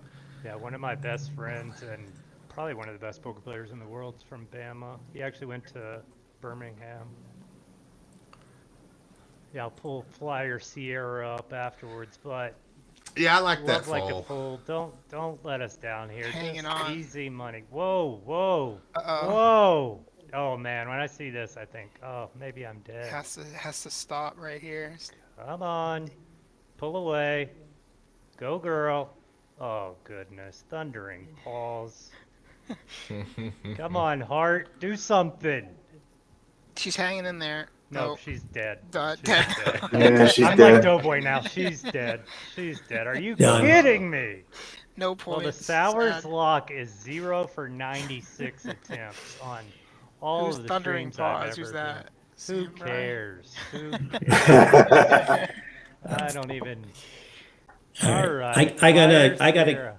Hey, Mikey, I gotta go here. So, All right, what are you going to do, Mr. B? You going to meet some people from the game today, or what? I'm actually flying out to Phoenix tomorrow, and then I'm gonna see you in Vegas the following week. But Wait, it you're a turns few out, days late to Phoenix. They just raced NASCAR there this weekend. That was the time to go. but it turns out Peeb from YSM is in New York, and I'm gonna meet up for drinks and maybe dinner with him and Philly Shell from Gaucho. So I gotta kind of. Well, keep the Do some location packing and- disclosed. We don't want any kidnapping. I don't even know if they figured it out. Ledger account. Peeb is DM and it's like, I want, they both have their wives with them. So Perfect. You're not going to take your wife to meet their wives? I don't think she feels like heading into the city to go meet digital horse racing people. I can't wait for Photo Finish Housewives. It's going to be a killer show. Yeah, Real Housewives of Photo Finish. Yeah. So I'm amazed that Mrs. Peeb is willing to even entertain the thought. But I think oh, anyway, I think she might have met. Did she? I don't know if she went to the Derby as well, but anyway, Mrs. Philly Shell was there. So I think anyway. Well, I enjoy haven't seen- yourself. I Take haven't some seen Philly pictures Shell for in the a long Discord. time, and I've never met Peeb, and I have to meet one of the great ones of Photo Finish. So That's great. Do with him what you did with me and just go to his office and tell him to teach you all of his breeding strategies. well, believe me, and his marketing strategies. Oh, He's yeah, the best. well, He's very good. He's good at all aspects of the game. I used to give him shit for like being just a breeding stable, but he's proven me wrong, 10 times over on that front. So Yeah. he's done a great job all around. Cool. All right, let's All right. later, Mr. B. Appreciate you Take care. stopping in. Take care. Take care, Mr. B. Alrighty. Oh, so Fola Flyer Sierra. Shocking Spirit, baby, huh? Man, I track some of you. I track all you guys and kind of what you're doing. And GVG always puts out really solid right dirt horses. And so I was like, you know what? I'm just gonna breed here Yeah. and see what happens. This was the horse I wanted to put in that Breeders' Derby, but I had already entered it, and he got booked, and so I couldn't scratch. But I felt like it was a good route for that race. And it came on late, too. Yeah, so he did okay. Yeah, it looks like he got the best odds. Oh, no. I did. Yeah. Yes. I was Yeah, actually you did. excited about this one because it's kind of a high pref for RDS, which I feel like we're still a year away from hitting like 7.5 stars in RDS. It's just at the top. It's so tough to get Yeah. it. It's surprising to me that LTF is like caught up to RDS given where Gen Zero started. It's interesting. Yeah, I was sending Monkey Tennis because in LTF I hit about, I don't know, 40, and I got one good outcome, and it was this one. That one's nice though. I mean, that's like Super nice it's like the luckiest outcome on the firm, which yeah, that is I think good. it kind of goes back to one of the things that I talk about, and maybe Wolof can kind of confirm or deny, but I just feel like having a lot of firm stars in the background, we can see that this one had a 3-star. Obviously, I think you need a 3-star in the history to hit another 3-star. And this isn't even really a good example, but I would say that if the outcome was a lot lower than like a lot of the genealogy tree, then it's going to have the propensity to roll above kind of what you see. How do you kind of look at that, Wolof? Yeah, I definitely agree with that. As you build, and that's kind of from an HRM kind of theory. As you would build your stars, if, like, say, for example, if you built a 3-star on top of a 3-star, you built strength into that preference or into that into your genetics, basically. And so what would happen is if you continually did in HRM, if you continually bred a 3-star with a 3-star, you'd end up with what were instead of yellow stars, they were purple stars. And those purple stars were basically bulletproof, which you could breed with anything and maintain your 3 stars Yeah. for that one time. Now, if you bred with a 3-star, if you had the purple stars and you bred with something that was not 3 stars, you'd go back to yellow. So you would lose that, but you'd still maintain your 3 stars. And I think it's something like that in here, where as you build your preference strength, you've built that into your genetics. And you'll also see that when you say have a half a star and say you breed a right dirt soft, half star soft with another right dirt soft, half dirt soft, you could end up with a firm horse just because you've got 2 very weak genetic softs on there. And sometimes it just goes to firm because you're not strong genetically. And it definitely means something. Seen that a lot, especially because I'm in RDS where preferences are really tough to come by. But I know very specifically, this is kind of one of the things I've learned through the breeding reports, which Wolof has said over and over that they are kind of OP. But one of the things that I really recognize on them is that this horse, with some other of my mares who are kind of like 6.5 to 7.5 stars, can make a 3-3-3 outcome. And if we kind of look back, I don't even know. I don't I'm even a big- have a 3 in the background, and I I'm know a that big this fan can of hit Gallic 3. Game. Yeah, this was kind of, I was really excited. This is one of those horses where we talk about, cleaning house today with your 3-year-olds and 4-year-olds. This was a cleaning house horse that once it was revealed, I was like, wow, I really like this stamina finish heart combo. That's Yeah. exactly what you want. And so for an in-house stud, it made a lot of sense. But this Game Day Promotions, I think, has produced a lot of really good horses. Yeah. And it came from that Alacosta line, which I earlier talked about. I wish I would have went to it more because this finish that has really paid off in these long distance horses. You can see how many wins Game Day Promotions had. And a lot of it was because at the time, there was nothing that had those types of preferences with that type of long distance router Yeah. combination. That's where Lolly Legend killed me with the S- finish. Yeah, honestly, I feel like finish has kind of been a killer at all distances. And I don't know how real that is, but I kind of feel like it at least comes into play even on sprinters. Do you agree? Or how does that really work? I don't think it does. I mean, there's some people who feel that, yeah, the finish actually comes into play down the stretch. I view it as a long distance thing. So I'll leave finish a little bit out of my sprinters, but I've never won a sprint major, so maybe I'm doing it wrong. Well, we just found your weakness. Yeah, so I've never won a sprint major, so that could be why. Maybe I don't have enough finish in my sprinters, but He hasn't won I don't one know. yet, but he's breeding SS minuses from my stud that are maybe get him there. yes, if I get there, it's because Osiris's studs are going to get me there. Wow, this is a really nice horse from Osiris. Did this one just have a really strong performance? Is that why you're so excited?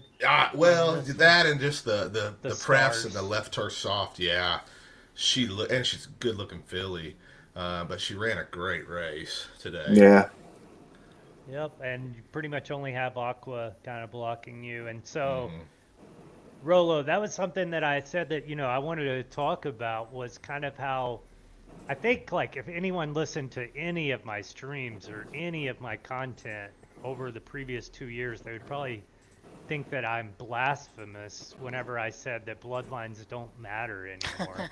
And I think that you were like, no, bloodlines still matter. And I was kind of like, well, I feel like for breeding, they don't really matter because even a horse like we just see here that, I mean, Nightcrawler was a decently popular horse. Aqua Eclipse in 23. Serenity now is probably the most popular. So if you're going to get blocked by bloodlines, it's still in LT and RDS basically. And so those still do matter a lot. But tell me why you think bloodlines still matter a lot, even at like LD or somewhere that I would say has enough biodiversity to where you can at least find something very close to the top to breed with. Yeah, I think when the game started, it was very much at the forefront of people's minds, right? You're breeding two Gen Zeros together, and then you say, where can I go with this next generation, right? And I think as the game's expanded, there is more diversity in the bloodlines, but then you're able to sort of like hone in what characteristics you want more specifically in your next breed. So, like just as an example, if you go to one of my horses I just retired, Fatima's Song. Is it? It's a mare. Is it Fatima? Yeah. And it's really cool that they've added this search feature. So Yeah, if you're H4. not using it, that's probably the single best thing they've added ever, maybe. All right, Yeah, so we so- see Fatima's Song. She just ran in the Derby, Wow. was like third down the stretch and then just died, right? So I was like, all right, temper's probably not great. And sure enough, like temper's her only weakness, right? So when I started just looking of who I wanted to breed her with, I sort of in my mind have this benchmark of the temper's got to be a certain level. Like I want like S plus temper or better. So when I'm sorting all potential partners, I start with a baseline of like temper S plus or better, right? And within that like pool of breeders, there's tons of avenues that I'm blocked at because of inbreeding, right? So inbreeding is like shrinking the pool even more based on the characteristics that I want, right? And I might want a certain amount of preferences and all this other stuff. So, yeah, this was one that I actually did run. And then it looks like Rangetti would probably be the next Yeah, combo. that was one of the other top ones too. Yeah. So the point being that like you can find breeding partners. Like the bloodlines don't prevent you from finding a breeding partner, but the more like rare your bloodline is, the more options you have to explore where you're not blocked if you want certain criteria. If I want SS minus temper and I want at least 2 dirt and 2 left, right? Like then the pool is shrinking, and so the inbreeding is just sort of blocking potential avenues. I mean, there's just Yeah. a number of times where I'm like, oh, like I've found the horse, I found the characteristics that I want, but it's blocked by inbreeding, right? So I think in the beginning people were like, well, I just want to be able to breed to this horse next, and without really considering if it had the characteristics that you want to breed towards. Yeah, you got an interesting dilemma, and I think it's a classic dilemma, and we can come back to it after this race. But the dilemma is basically Cat's Pajama's really good horse. The dilemma here is preferences versus stats, right? We know Yep. Cat's Pajamas has the best stats. So it's really like, do I gamble, pay that, and hope to get like a 5.5 star horse, knowing that you have pretty strong odds of getting an SS minus, or do I go try to build up these left and dirt stats, hope to hit the firm too, and maybe I could even have upside for 6.5, 7 stars with a horse like this, obviously a little bit cheaper as well. And then the same kind of thing with Rangetti. And so Yeah. how are you kind of playing that out in your mind during the breeding process? Yeah, and I just sent you the report actually for that one in Cat's Pajamas, and yeah, so like could come out total shit, right, on the preferences, which is obviously Yeah. Oh, wow. a big you could get a 3, a 3, big 2.5. deterrent. But the though. three, You so gotta like gamble. when I'm looking at that, like I know that 1 is more likely than 3, right? Like the 3 is just, it could be like 2% that I hit 3. So, Well, are you Yeah, we'll gambling watch on this that race. report or what? Of course. Yeah. You know, Sometimes you I just don't know. gotta go. I don't look at the prefs on the report too much. I'm always going to be pushing for higher pref, so I don't know what I do on that situation. Mhm. A lot It of depends. times when I have those that are like 4.5, 5 star mares that have the high stats, I like to go, like I did this a lot in RD last time. I went to an 8.5 star. I think I went to some of yours too, Wolof, that had the 3 in the firm that are kind of unique. And my whole idea is like, all right, let me take those stats and build on the preferences. Because even if we look at that report that Rolo has and we hit 5 stars, it doesn't really matter what the stats are. We might not be able to win regardless. yeah, I think it's a balancing act. I mean, the mare that she was bred from had really good prefs, and I chose to like go to a low so I've knocked down the preferences for a generation, and now I might have to like build them And back what up, about you know? Cat's Pajamas offhand? Do you know how the lineage of those stats were? And we can kind of look at that again after the race. Yeah, I hadn't looked at it. Yeah, we can look after the race. Because that's kind of going back on me and Wolof's little theory about the history of prefs, and maybe that's why you can get a 3, 3, 2.5. It would be cool because we kind of know that like the box and the whiskers, we can kind of assimilate an idea of the odds, but for the preferences, we have no clue what the odds are, right? Like we kind of just assume that the median outcome is the adding them up and dividing by 2, Exactly.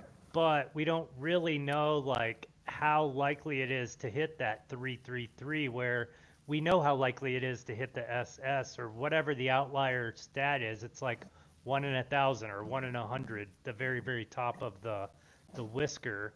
And so that to me is always kind of interesting. And obviously they can't tell us everything. And I think really the game has a lot of complexity and beauty. I mean, Osiris, you're kind of new to the game.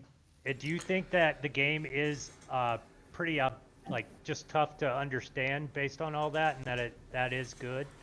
Yeah, no, I think that's the big piece of why I keep breeding every season and racing, right? It's kind of like I want to uncover what I can do to be a top stable like a lot of you guys, and I've spent a lot of time and a lot of money trying to get there. I think the big thing for me was in the beginning when I started, I thought that you just buy horses and breed them to the best right? Yeah. And Yeah. just see what happens. And just no prefs, didn't care about bloodline, just breed. Yeah. And so that was a big, probably 4 or 5 season learning curve for me. And Where what I did had you learn specifically? mares matter to me. Yeah. That's the big thing, I think. Not is to that, like, commish though. Those they never Yeah. matter to commish. Just go to the best stud. yeah, no, I think that if you have good mare, I have one mare that's an LT mare, and almost every foal she puts out is good. And it doesn't matter where I breed to or who I breed to. Yeah. That mare Those are the produces best. good foals. Yeah. And so now I'm focused more on prefs, right? Of like, now I've got a good mare, let me get good prefs. And I took that mostly from Wolof. I know he was big on the prefs. And so just over the last 4 or 5 seasons, I started focusing on that. It's getting better. We breed, we have foals, we have to wait 2 months. Yeah. And you forgot what you learned 2 months from now. Exactly. Something new. Yeah. So I think if you looked at my stable when I started in season 14, 15, and today, my mares are a lot better and my prefs are a lot better. So Has it been almost a full year then? I think I started in March or April last year. Yeah. Wow. And so you actually came in at the toughest time to come in as far as prices were still Yeah. tough. And like one of my good friends who is a Poker Stars pro, we kind of went through his stable, I don't know, 3, 4 months ago. And he came in at that time and really he was asking me like what he should do or whatever. And I was kind of like, you need to clean house, especially with like what's on the market versus what you have. You might as well spend 20, 30 bucks, get like high pref S mare compared to these S minuses or whatever he had that were kind of low prefs. And so that's always a tough conversation to have, but I think like no matter what, the learning curve is going to happen. So kind of going back to the preferences of Cat's Pajamas and going through there, it looks like there's plenty on the firm, including this 3-star that's in the background, but there is a lot of S as well. But a lot of times I've even went through when I compare and I'll just add up every single star in firm versus soft, especially for LTF or RDS.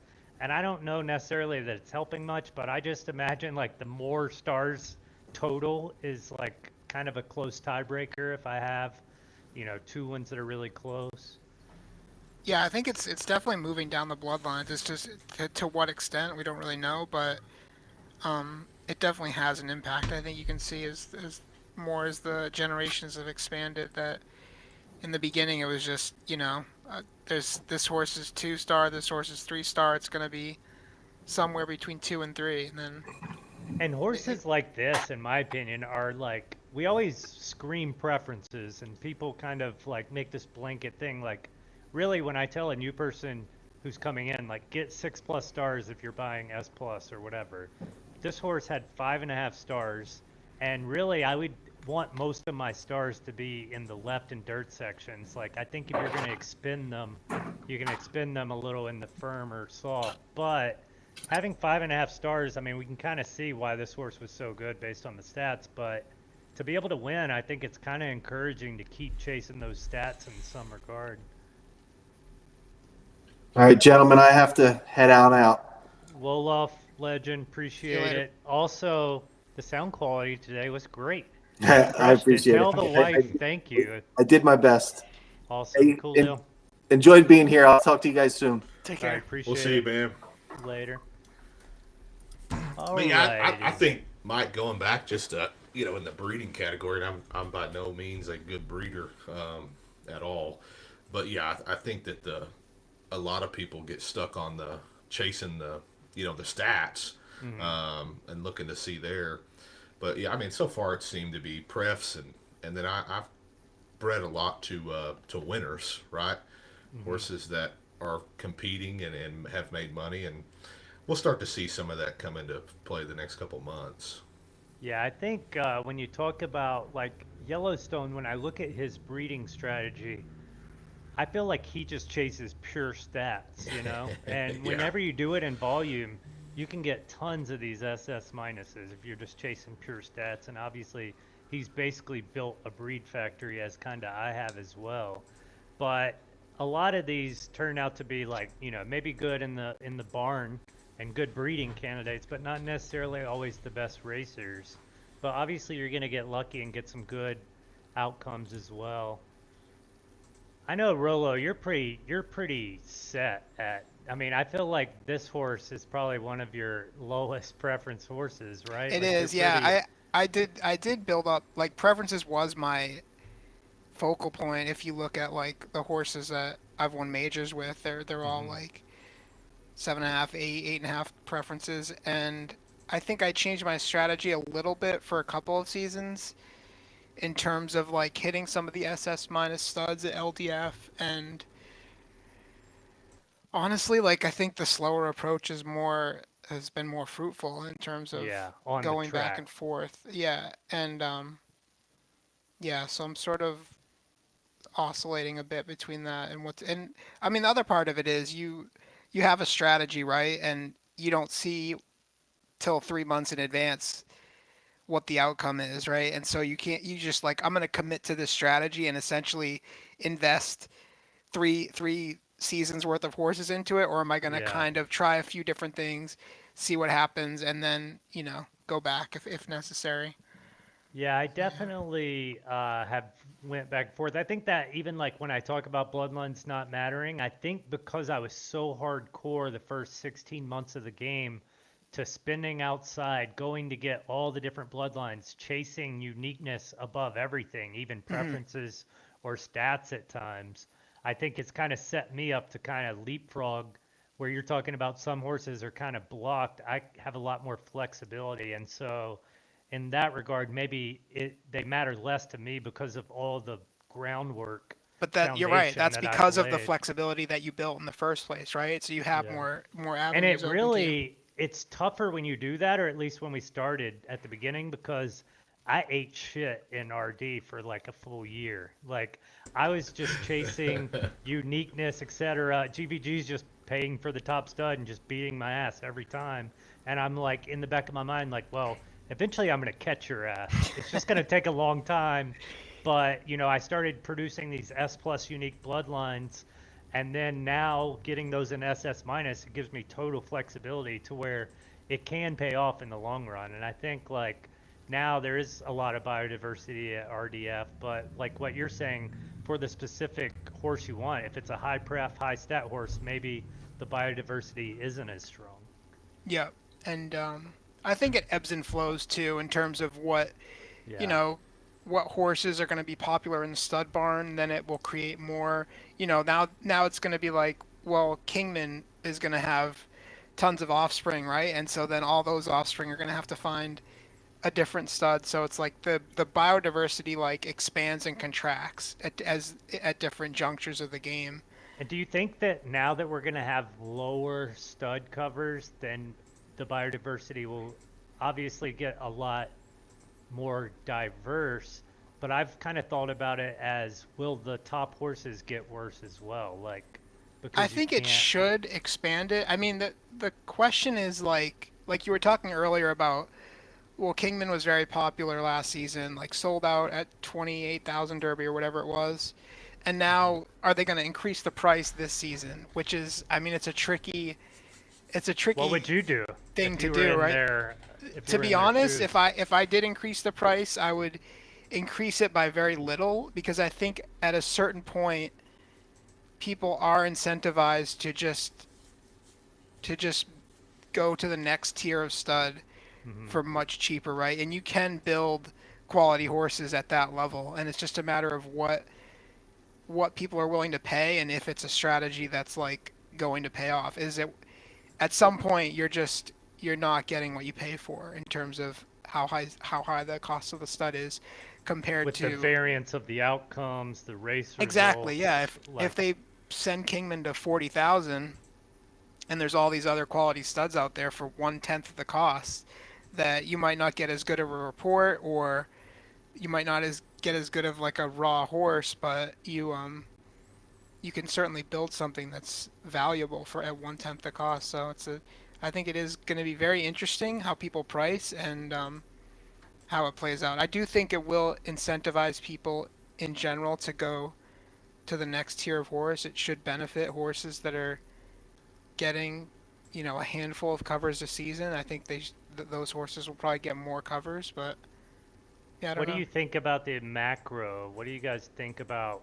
Do you think half will be bred? Do you think it'll be under half that'll be bred? Do you think that we'll actually get more breeding revenue, which is really the hope here? I Think think it's it. gonna I think work? it will increase revenue. Yeah, you can talk about it, Osiris, if you want. No, yeah, I mean, I think that's probably going to be the case we see. I was all for. I know Mike, you and I were talking about it in Gin Chat or Jockey Club, wherever, about dropping the breeds down to 18.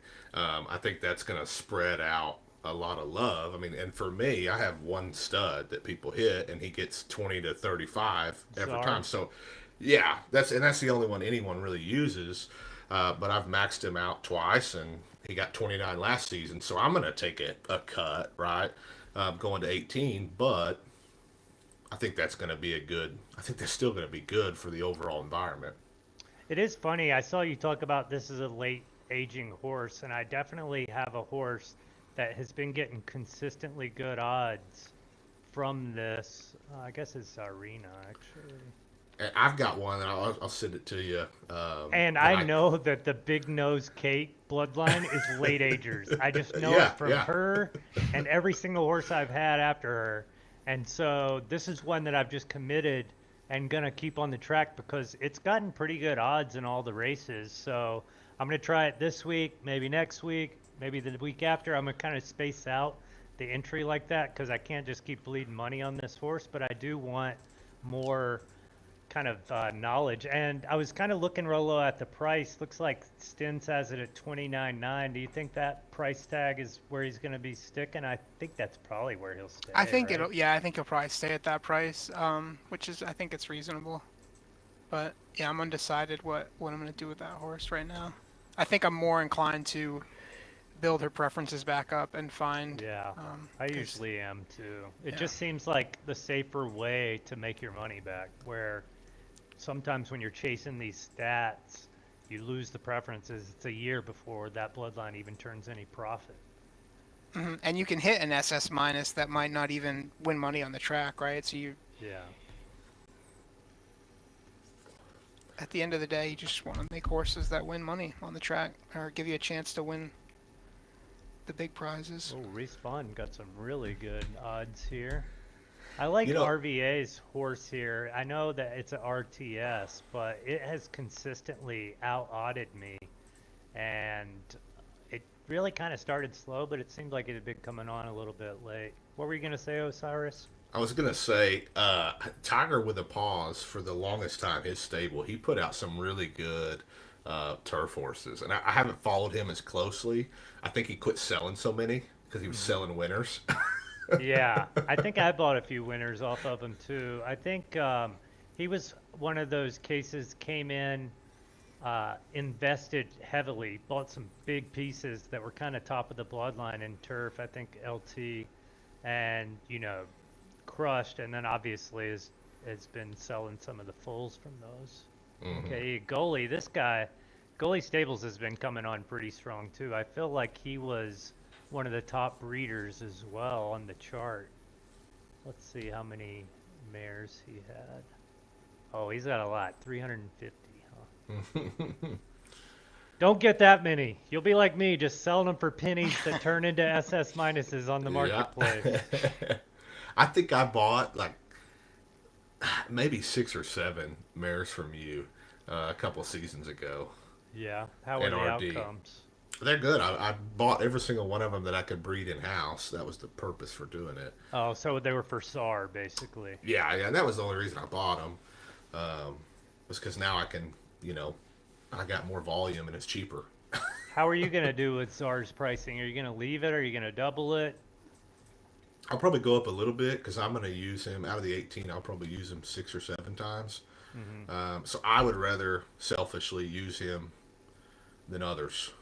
Yeah. And so if I can price somebody out, then that's fine. The one I sent you in Discord, that horse, even his last race in a claimer, always has phenomenal odds and runs so bad. Yeah. You should just retire him on stream so we can learn, actually. No, Is he I reg- mean, yeah. What Look would at you look say? at the last race he had. I would try long again. When was See, This it? horse has thought good about odds? that. Yeah, click on. Oh god, he's entered in a claimer. Look at the. Oh, you're advertising on my stream, man. You're supposed to pay me for that. Sorry about that. um, I didn't No, realize it's okay. that. I would go long again. It seems like, well, I guess 9. You tried it. Yeah, it came on late at 9. I would go 10 to 12 because if we look at the mare, stamina finish. That's true. I didn't even Hard. think about that. Yeah. Now, this is very interesting because these are some of the combos. So, like, I've been teaching this new guy, and I kind of talk about stacking versus, what do I call it, when you alternate. But basically, alternating best stats versus stacking. And a lot of times, the stacking results in better on track performance, but these staggered breeds, especially at the top, like if you hit an SS, you can hit SS, you can jump a grade more easily, I feel like. You can hit the top of both. But whenever you land in the same grade, you probably are kind of middling all of these stats across the board, which could Yeah. be where this horse is, but I would expect that it has good heart regardless. And if we look at the fleet figures, whenever I see stuff like this, I would probably, just go long, maybe try at 10 or 10 to 12 range. See when you ran 12. It was a while back. Oh, it was not a good fleet figure. So maybe that's incorrect, but Yeah, and that last race I ran him in, that 4 furlong, I think he was a 7.5 money line favorite. whenever I have these, 7-4. I'm just I feel like, I would just retire this thing. And when you rather have than- if you go back and look at the parent stats, like it could be a situation, right, where it hit like some really good start and some really good stamina, or just two things Yeah. that don't Yeah, really speed's mesh well. just shit. Yeah, and its speed and finish are both shit. So then it's just like, well, yeah, it's got a good overall like strength, but it just doesn't mesh with any particular distance. Yeah, that's a good point. That happens a lot, especially with odds that are drawing good. I think in RT it was kind of universal that most of the horses had start and stamina. None of them had speed. And so it kind of worked because all the horses were the same in that thing. But whenever a horse got speed, it would kind of just dominate at RT early on. See, that's what I've been trying to do a little bit here in LT is breed a little bit of sprinters. Oh, yeah, that's a very tough outcome to get. Or Yeah, just yeah. find. You know, here we are trying things though. That's what I've been trying to do at LTF because all the LDF horses have sprinter stats, and Yeah. that's I think the avenue for LTF to Yeah, to break show through is up to get sprinter because- stats. Oh my god, I actually I don't know how I lost the sprint. I had this horse Oh, in the Lord. major. I got that's fast and I was thinking, here we go. We're going to be Temper. I'm going to get that tiger sweep of all the majors in every preference because Oh, LT man. is the last one. And then I was so tilted too because after the race, I couldn't even retire right away. After I got 17 of 19, I was pressing the retire button so fast and it just wouldn't, and I was so tilted. And then obviously when I look at Anomaly, I'm like, oh, I have better start and speed than that freaking horse. How does this horse beat me, especially on firm? It's Yeah. a crock of shit. The heart and the temper is the Yeah. potential difference there. And that's just, whenever I look too, I was kind of really excited because on fast, I was kind of here, and then 6, I was definitely up there on fast compared to the other LTs. Are you guys watching these charts a lot, or how do you use those, Rilla? A little bit. I don't think I'm like too fixated on them, but if there's a horse that's particularly like confusing, I might pay a bit more attention to it. Yeah, I've started using those more with my maidens, so that way I'm not running. You know, if I'm way down there on the charts and I've tried Like them at here different at distances, 10? yeah. If that's where I'm at across the board, we're done. We're just not running anymore.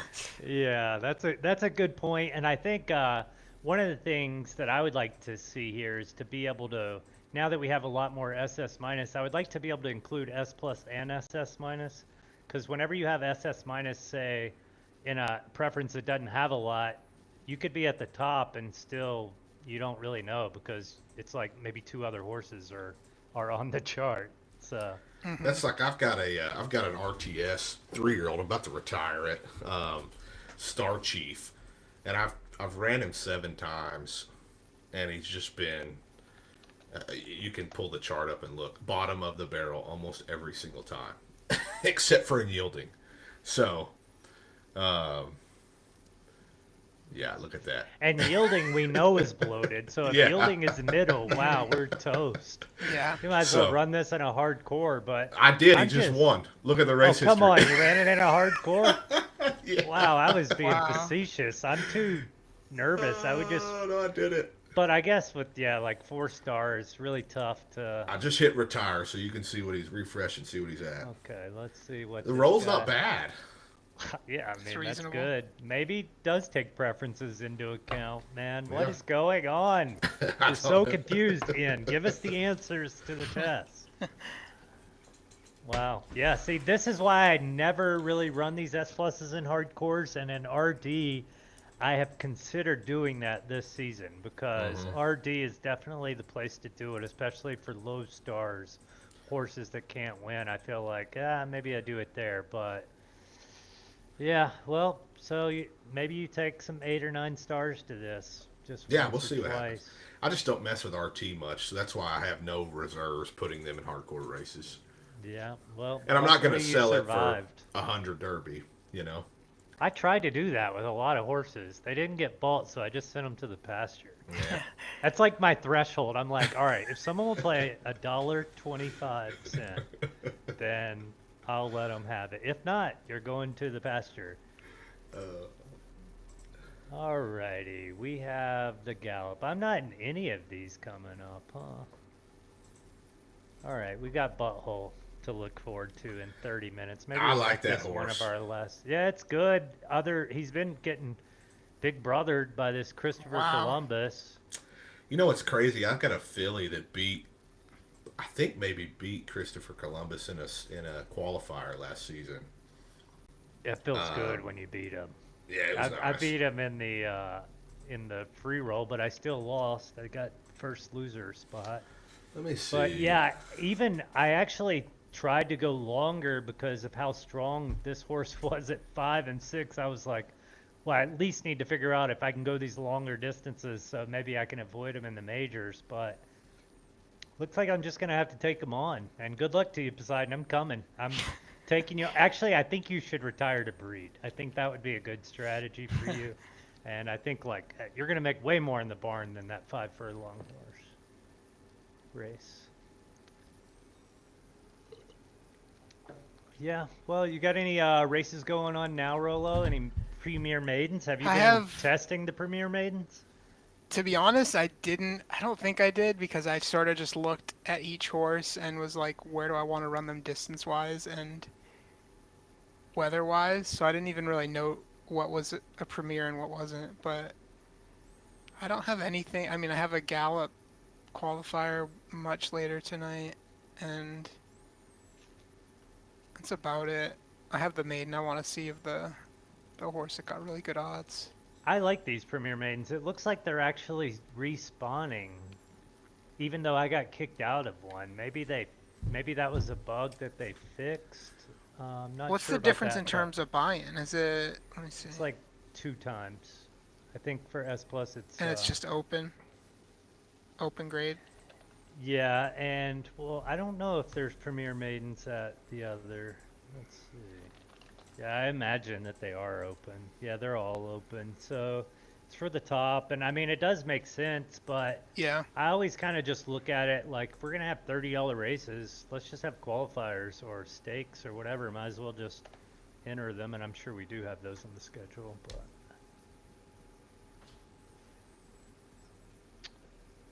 day 1, we get fulls, we watch our races. So going through, I guess we could kind of look at. Let's go to your stable here, Rolo. And let's just go to your ledger. Because I think this is something that could be really valuable. For I just people. did have a horse claimed like 10 minutes ago. I was just like, all right, well, this horse was driving me crazy Loose ivory? because it started off its 2-year-old season really well, I think. If you go Yeah, to I'm its, gonna leave it here. I'm gonna go use the bathroom. You talk Oh, about the okay. horse with the community Okay. insiders. yeah, Yeah. this horse I think did very well at the beginning, and I just kept trying to qualify it for the free roll, as you can see by all its stakes races where it's coming in 7th, 4, 4, 10 of 12. So I was like, well, it was getting good odds. I still thought it was a decent horse. I was like, I'll run it in claimers. It's 3-year-old season. And I chose 1200 as its starting level. And First race in. as you can see, 1 of 15 on soft, by the way, off preference, and 81 fleet figure, and it was claimed by one person. So I think probably a good claim. I kind of wanted to sneak it through in the 1200 level and then maybe see how it did after that, but Isn't that the fun part of the claimers here? it is definitely. And I claimed a couple. I started claiming more horses last season that have turned out good. So I think it's definitely a good place to learn, a good place to get value. Like, it's sort of, if you really want to get your feet wet, it's like the best of both worlds. Yeah, I think especially for the racers, like the people that just want to come in and race, right? You don't want to breed, and you don't want to spend all the time to do that initially. The entry level there is just phenomenal. Yeah, and I think it's just a good place to just learn about the game for a cheap price before you. There's definitely a temptation, I think, when you're new to be like, how do I get the best breeding piece? How do I like breed the best horse? And I think it's much better to just like try and identify racers, try and identify what makes a good racer, and just learn the game from that standpoint. And then it's like more rewarding if you're like, all right, now I know how to find a good racer in a claimer or whatever, and build it up, and like now I know what to breed towards. You know, you should not be thinking, so you can see its chart. So it was up like, what's the high point? I think it was like plus 15k Derby or something. Oh, 5k. Okay. Like it was cooking and it got good odds as a 2-year-old, and like I was like, okay, this is like a pretty good horse, and it just got killed as the stakes What season you ran need, on. what you need is a little tequila from our sponsors of Baxis, who are giving us our hardcore monthly. If you are sitting at home watching this and you want to support without actually buying horses, you can go to Baxis. You can certify that you're drinking age, which I am, and just fine. I don't even know which one I bought. I bought some tequilas off there a while back, but you know, it's really cool of them to do for us. And I guess you raced a claimer, so it wasn't even a knockout, but Essentially, a Osiris, he knockout as must far as really I'm love concerned. the odds of the knockouts because he's risking S pluses over here to go race. So. Oh man, I was trying to hit that knockout prize pool. It reset Okay, so today. I know, and Wolof is the one who hit it, right? We had him right here, and he didn't even think Baxis. I think he better come into the chat or at least send him a little thank you. So here's another one of your maidens that just finished Rolo, right? This is mine. Oh, Little Lioness. Yeah, this Where is it? I finished don't even third. see- Oh, Little Lioness. All right, so what Yeah. are you looking at? First thing, I guess we're always looking at money line odds, right? 12 in a 16 horse race, like not great. Could be okay. Yeah, that breed was a little disappointing because Abilene is like one of my best, probably the best or second best S mare that I have. She's bred 2 major winners. At And, 8 and 10 probably, or where? Huh? At 8 or 10? Yeah, she bred at each one, yeah. And so, yeah, I thought this was going to be a pretty good breed, so I was a little disappointed to have it come out S. And yeah, I don't know how the horse will probably be good at 10-ish furlongs, but I don't know how good it'll be. Huh. So you see that result, you're just going to kind of go back to Yeah, that I type think of distance? yeah, I will put in more maidens. Like for those odds and that result is like pretty much on the cusp. Like if it's getting like 16 odds and it's finished third, I'm kind of more like I'll probably enter it again just because it finished third and it's just sort of like I can run another race for free sort of thing. But Yeah. if its I've second had race is a plenty of bomb, I'm those kind of just that done have with it. long odds that do well though. Like Yeah. I've had plenty of winners that are always in the bottom third, and like so I think to me I'm always just kind of looking at the race results the most, you know? And Yeah. so it definitely does it does make you want to just take it to a claimer if you won and you're a 15 or a 16x. You kind of Mhm. are like, maybe someone will see this win and buy this horse and I can kind of get out from under it before it becomes known. But I'm always scared to do that. I think I'm so greedy in this game, really. Like, I've always been so, like, I mean, I breed as much as anyone, and I really just sold a ton of mares because I have this goal to get down to 250 mares in my head. And then I see like some results where that cost me, and I'm like, well, I don't know.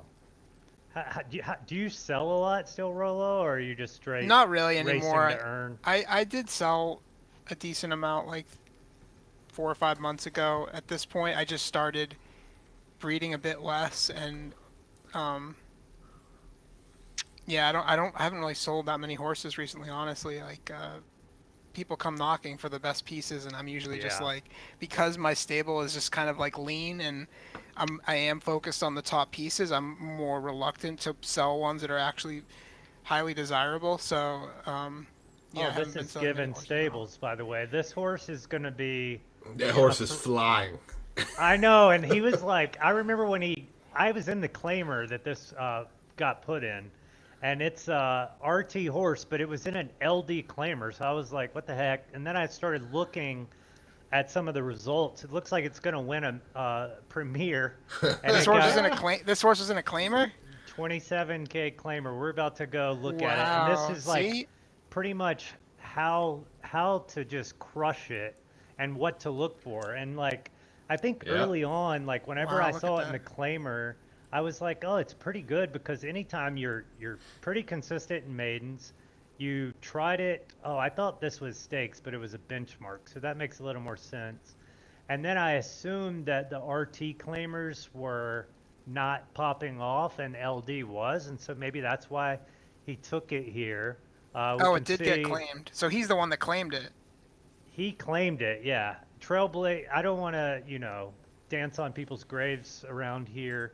It's never fun if you have a horse claimed and then you go around looking and it's just a dominant horse, but that's part of the game. I mean, I've for sure had that, but you could see in this race too against LD horses, which Rolo, you're in LD pretty hardcore. You know the stat profiles in LD are as good as anywhere, really. And to draw better odds, I think that was a pretty big clue for Given and kind of why he did this. He's obviously an RT, so he really knows, the bloodlines and everything. But Gorilla Key, and you kind of look at the profile of the parents and you say, well, if you want to gamble, these are the types that you gamble on, right? Like very high median outcomes, kind of across the board.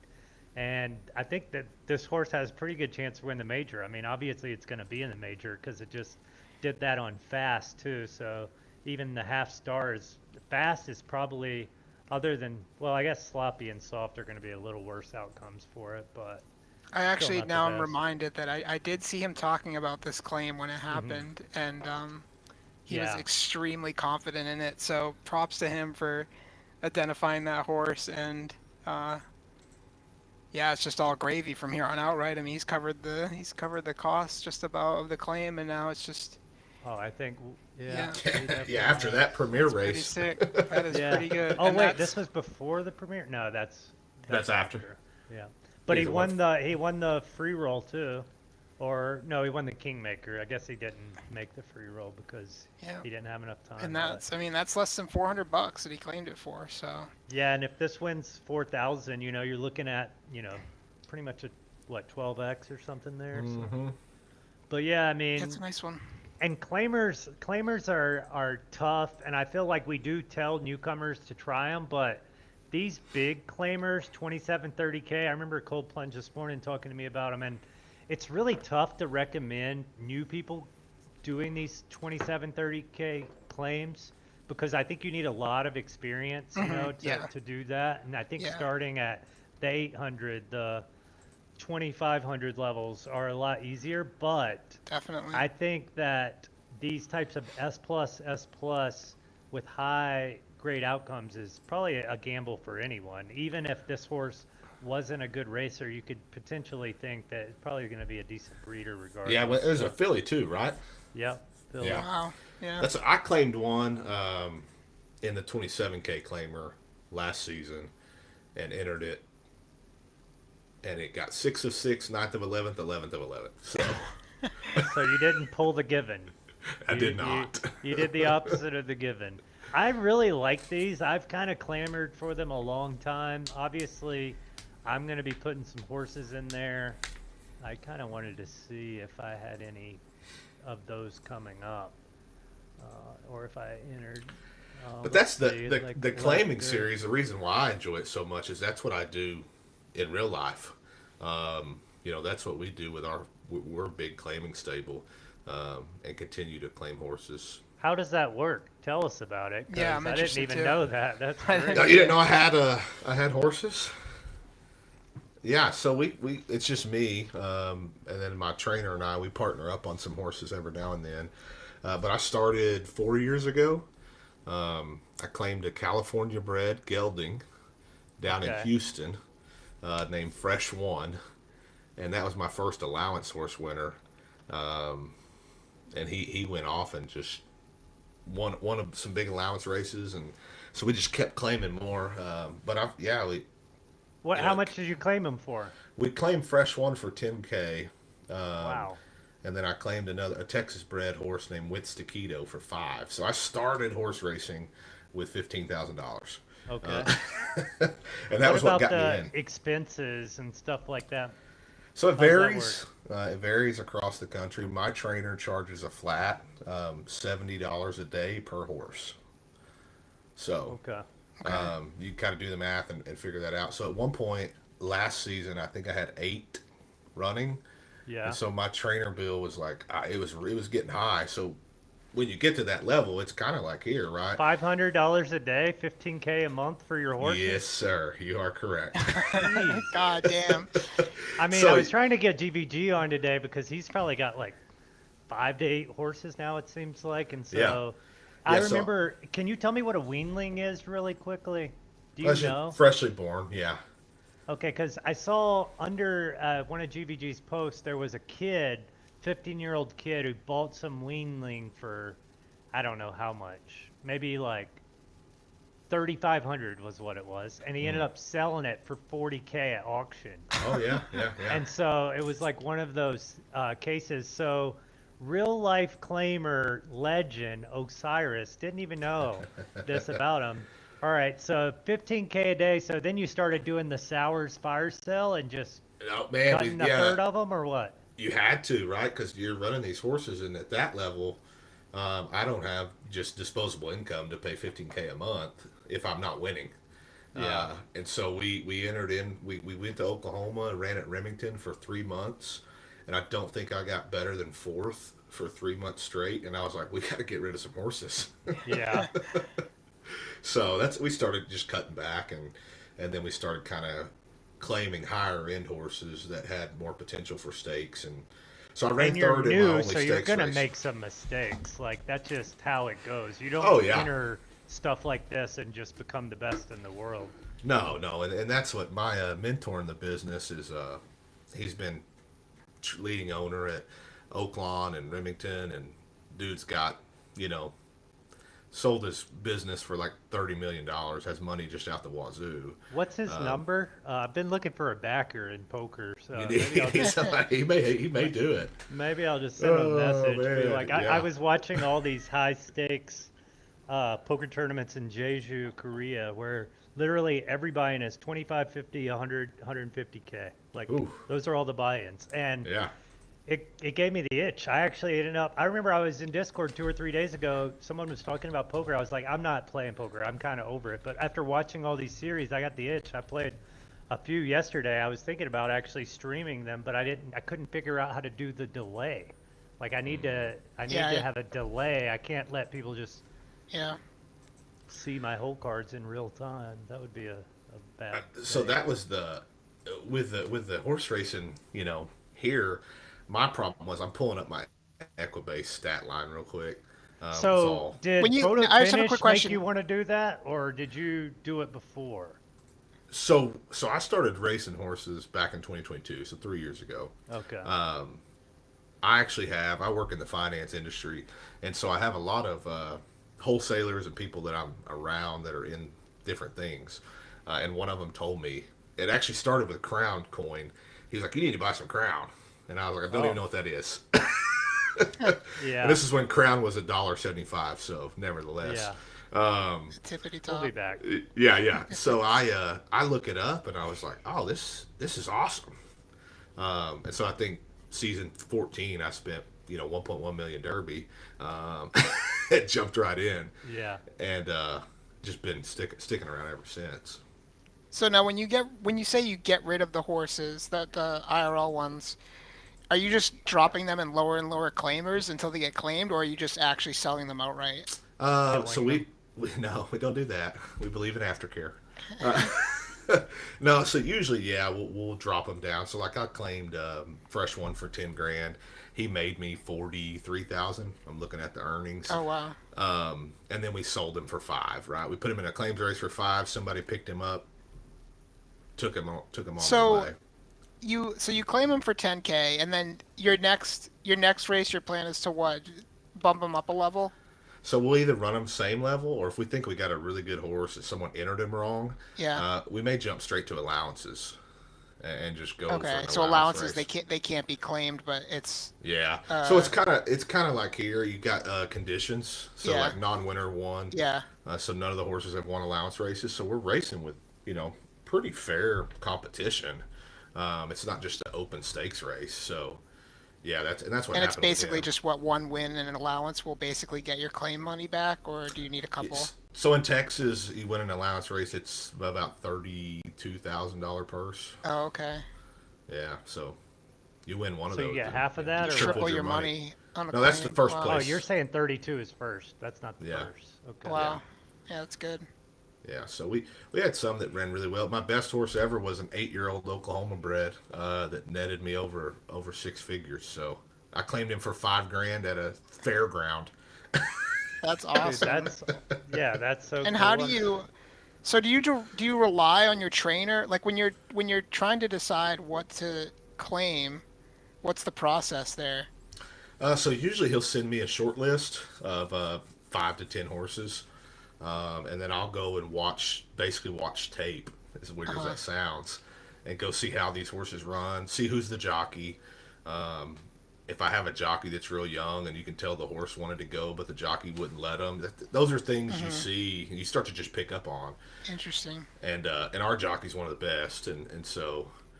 I'm So like, man, when he sent you a short list of horses, these are horses that are already entered in claimers, like coming Yeah. up. yeah, so we get them a week out. Okay, and then you just scout them for that week and decide what you want to claim. And so then I'll send them back and say, I like this one, whatever. And really, we look for conditions a lot. So if it's a horse that's Yeah. won 12 races and he's in for 5, even though he's good, my ceiling's capped, right? I can't go much higher than that Yeah. because he's not a stakes horse. Are there And is it- fillies in these claimers or no? Yeah, they got filly claimers. Is there ever a scenario where you're like,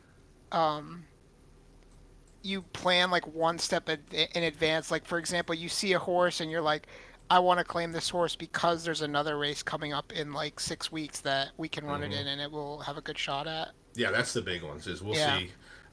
see, we'll see somebody running a dirt horse on turf just because they couldn't get it to go, and we'll buy them and then we'll claim it and ship it, to another track and go run it in an allowance race on the dirt where it should be. That's cool. So yeah, you're always looking ahead.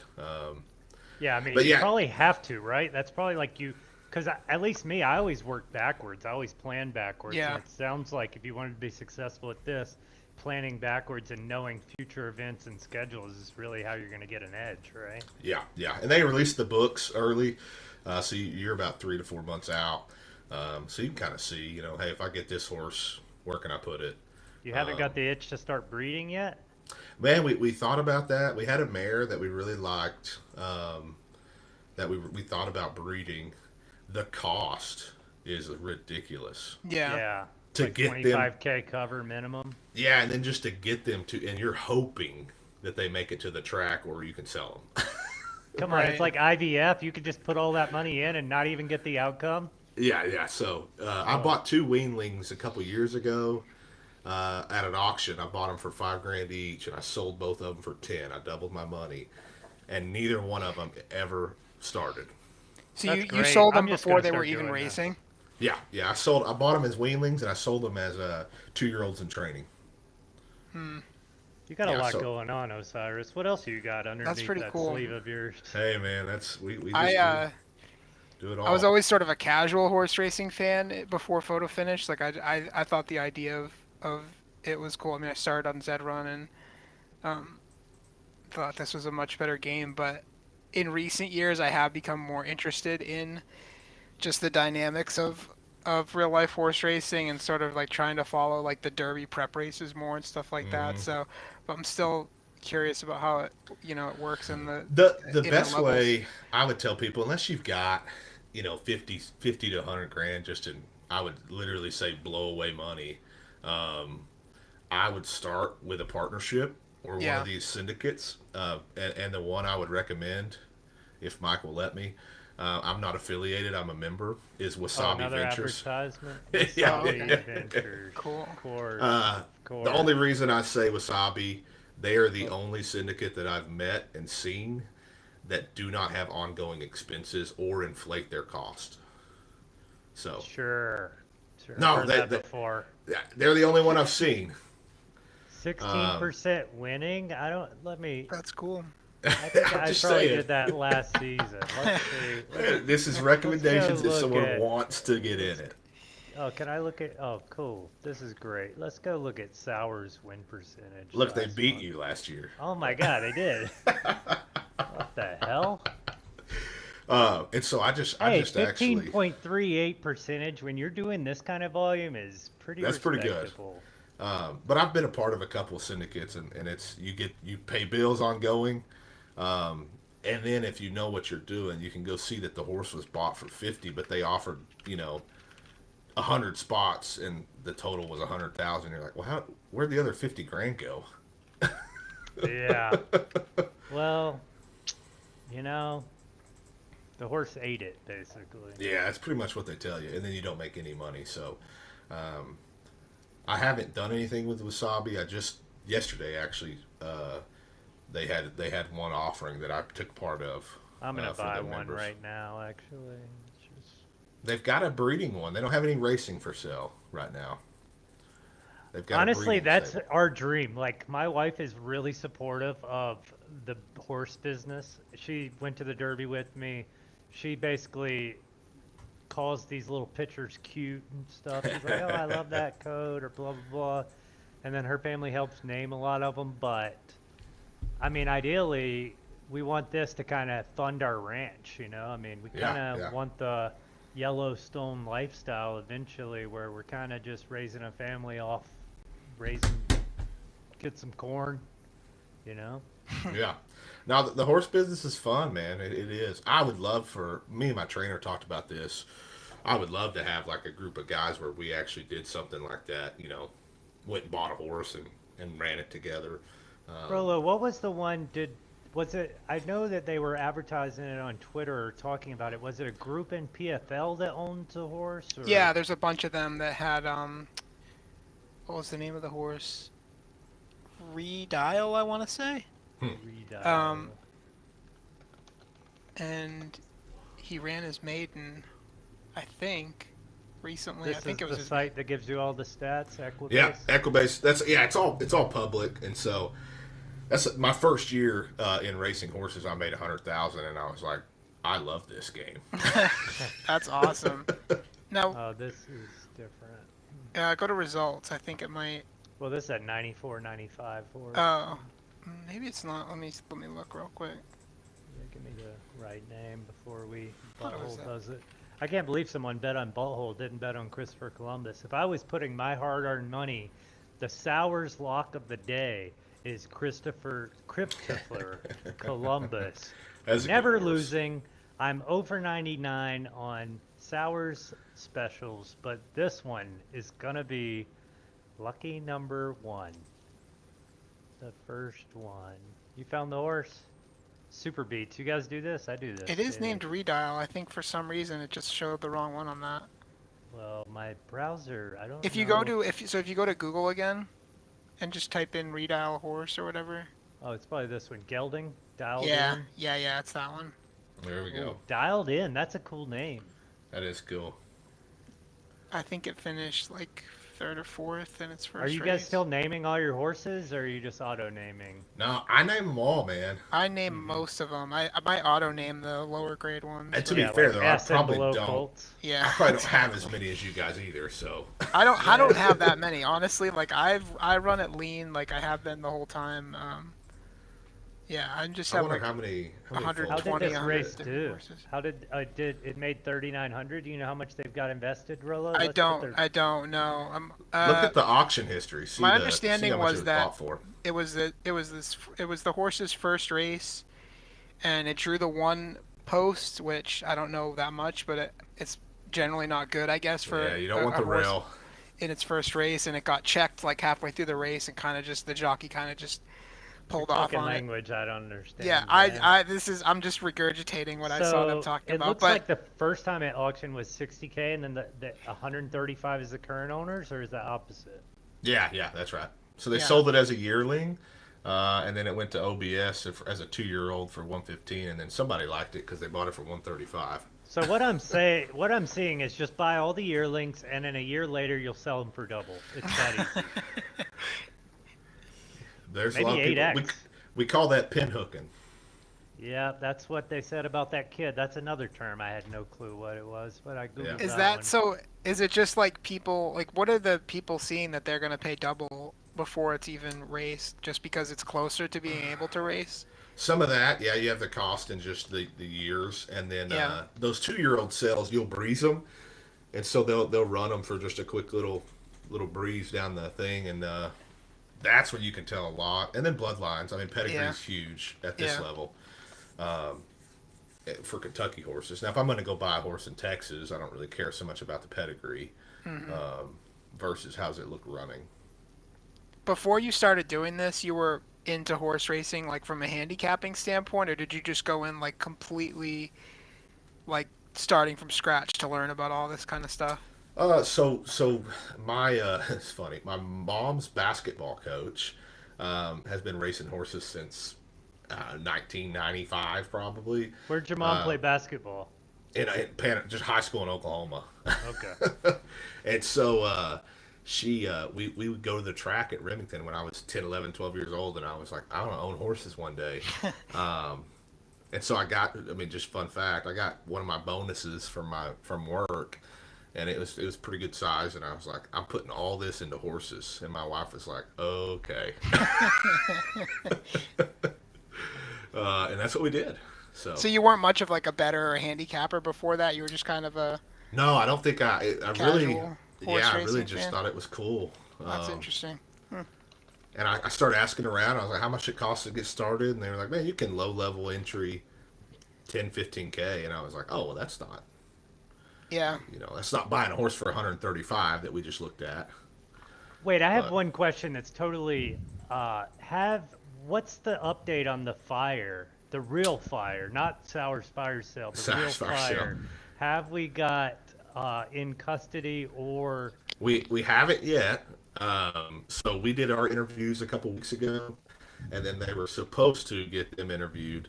The party involved, or we think's involved, Okay. and so the alleged they are party? the alleged party. I'm trying to be careful with my words, but the problem is they're not responding to the fire chief, fire marshal, because they don't have to. That's the downside. Yeah. It's like, hey, So now you have to go through courts to get a specific thing. How Yeah, long is we- that taking? oh, dude, as long as it's been a month already since the fire Man, happened. isn't there like urgency needed because like evidence stuff like that could change or? Well, they or, sent all like, they could locked the delete all scene their down. phone Stuff. That is a concern, obviously. But man, dealing with the state, we're working with the state fire marshals, and I think there's 4 or 5 of them for the whole state of Oklahoma. I invited out Riptide, by the way, Grape Syndicate Racing. Yeah. He's going to be joining us in a second. So that's been the issue. Is like I called him last week twice. Finally got a hold of him the second time, and he was like, "Who's this?" And I was like, "Oh Lord." Just another government entity, huh? I was like, "Man, I'm just trying to see where we're at." And he's like, "Oh yeah. We're working on that." We're somewhere. We are Yeah. somewhere, is what he said. So we are All right, started rebuilding well, though. So we're yeah. getting there. That man, well, sympathy to you. You're in my thoughts. I don't really pray too much, but I'll just You're say good. you're in my thoughts. Wishing you the best, and it sounds like insurance going to cover everything. Yeah, they should. The Was it downside there possible is for your wife to be in the building when this happened, or no? that comment could have been. It was 6:30 in the morning. Not uncharacteristic. That seems kind of crazy. Well, Yeah, that's yeah. very fortunate, that, but obviously, Which they did tell us that if somebody would have been in the building or if someone would have been renting out my flip house, it would have been attempted murder. okay, so it would be like, it would already got through courts, we already confiscated Oh, yeah. phones, all of Yeah, those they were things. like, this would have, they said it sounds bad, it would have been better. And I was like, What's of up, course. Riptide? Hello, hello. Hey, what's What up? is that? Is that a heart? Over your heart? right shoulder. I think it's actually just a jacket that's hanging on the back of Oh, a it door. looks like a horse heart. I Yeah, he was ripped like, out someone's heart and hung it on the. well, that would make sense with the Riptide, just rip Oh it yeah, out. just ripped out someone's heart. Yeah. I'm so glad you joined. You're going to be my lucky charm here. We have called I'm the lucky Christopher charm, yeah. Columbus as the guaranteed Sours lock of the day. We're trying to reverse jinx so that our horse can pull off the victory. Oh, please, Butthole, please. Everybody's Oh, rooting good for start. Butthole. Good start for Butthole. Two, both of them at the top here. Yep, I mean, classic. Poseidon, Zed, hero, came into the game breeding monsters, but Butthole, the people's champ from Tombstone Stables, the little underdog that no one said could do anything. 83 Is out Fleet front. Figure. I don't know if it's a little underdog. That might be overselling its underdog Oh, status a bit. boy. We died again. No. It can recover from this, I think. I know, we It's- need to it's- wait out the still got time. furlong. Back It's a kind of lot. how I do it, right? You guys wait out the furlong and see how it changes. Yeah, exactly. Yeah. See if it can. If it doesn't Go. re-break, you're done. Has to hit this last burst or it's done. 4 here, go. Yeah, now So it's, we're now it's toast. done for. Oh, he's gaining slight bit, You maybe. can Yeah, you can hit a Riptide third. has. Go! Get second. We'll take anything. Yeah, second's in the mix. Get our money back. No, go win now, actually. Oh shit. God, Celeste the gonna beat you Sours luck both. finally Celeste. comes through. Oh! Oh, dude. I wish it would have, because then we could have been over 100 on the Sours luck of the day. What did I win, Damn, man? that's a Did good I win horse, my Christopher money Columbus. back? I didn't win my money back? Yeah, I saw Vijay just complaining about that. That third doesn't even get their money back in these 12K. You paid some money for those points. Oh, well, you know what? I'm all for buying points. How about you guys? Would you buy some points to get in the Yeah. race or what? What if they just 100%. auctioned off the points? Yeah, only? that wouldn't upset Points. that wouldn't upset anyone. Yeah. How we If doing I today, s- Riptide? Not too bad. I was saying, like, although the payouts are a little bit weird, it is nice seeing like every little race chalking up some winnings, rather than just like the few and far between ones. And I think I've been doing okay with maidens this morning, and have a few wins under the belt, so I'm definitely doing relatively good. It's a decent start to the season. Well, let's look at your zero. And yeah, we had some results. great reveals. Oh, so So, it was cleaning top of the day shop for you there. too, huh? Okay. Well, I was readjusting all the LDS one minimums, looks breeding nice. minimums. Oh, Or what did you adjust them to? Well, it's just the lowdown ones, in Okay. case anyone would show any interest in externals. So like the S's, the S minuses, the A plus, they Well, all went down to Tombstone minimums. has the best S minus and lower. So if you're looking for a cheap, easy way to figure out where to breed your S minus, A plus, A's, just search Tombstone, hit the breed button, pay me. What is the new cost going to be? Tell us. Riptide. 3K. I tried Okay, to. I for thought A it was for plus and S S too. minus, and then Yeah. for lower than that, Yeah. it's 2K. No, Yeah. it's A plus and S minus is 3K, right? because I went to an S and I was like, I want to take you down from 4K, and I was like, oh wait, the S minimum is still 4K. Like I wanted it to be 3K. Yeah, the S didn't change, The right? S, yeah. So that needs some tweaking, but I mean, not a huge deal. But I think Definitely S a and good S step minus. seeing them. Yeah. Look at all these beauties, Because guys. for If you the want longest the time, they best seemed studs, I very wish that I fixed could and like not- press a button that would auto do it, you know. But Yeah, auto-set that all would be the handy. 2K. Yeah. anything that has Diablo blood literally is the nuts. I feel I like, but read with Diablo like 3. Do you remember that when one of the very first reports I sent you with Diablo? oh yeah, the It was the A. extended wick. Yeah, it was the A and the A plus, and it had like This an one hit SS it. plus speed wick, Yeah, the and I wick kept on going back Diablo. to it. Yeah, I kept going back If to you it. believe in wicks, you believe in Tombstone Stables. Coyote is your man, and he's only got 4 seasons left, so you want to hit him. All right, Riptide. So what do we got here? Well, this one Well, looks really top of the good. shop, Grape Shot was good, nice one for us. That's the first S minus she's produced for us. And I'm less familiar with Oh, Strider, but I think just the attributes on him looked good. Oh yeah. I So, mean, it's yeah. pretty much in my breeding score. I think it was the top, but it seems like there's a new top. I think Strider and Exoticus were actually the same in the actual score, but that Yeah. Min, have you seen that one? Can Not Grape yet. I Shot haven't go been with looking it? at new listings. Oh man, you don't plan 3 months ahead? What are you doing? I don't plan 2 minutes ahead. Like when breeding opens, I'm like the day or day after. I'm like, okay, let's see what we got. Well, I guess we could probably just look in the breed barn, RDF. Minute Man. I think this is the new best overall rated as far as stats in the barn. Let's see the bloodline. That stamina's nice. Let's see, does this any of this you? Let's see. Well, it has game day promotions in there, so did it?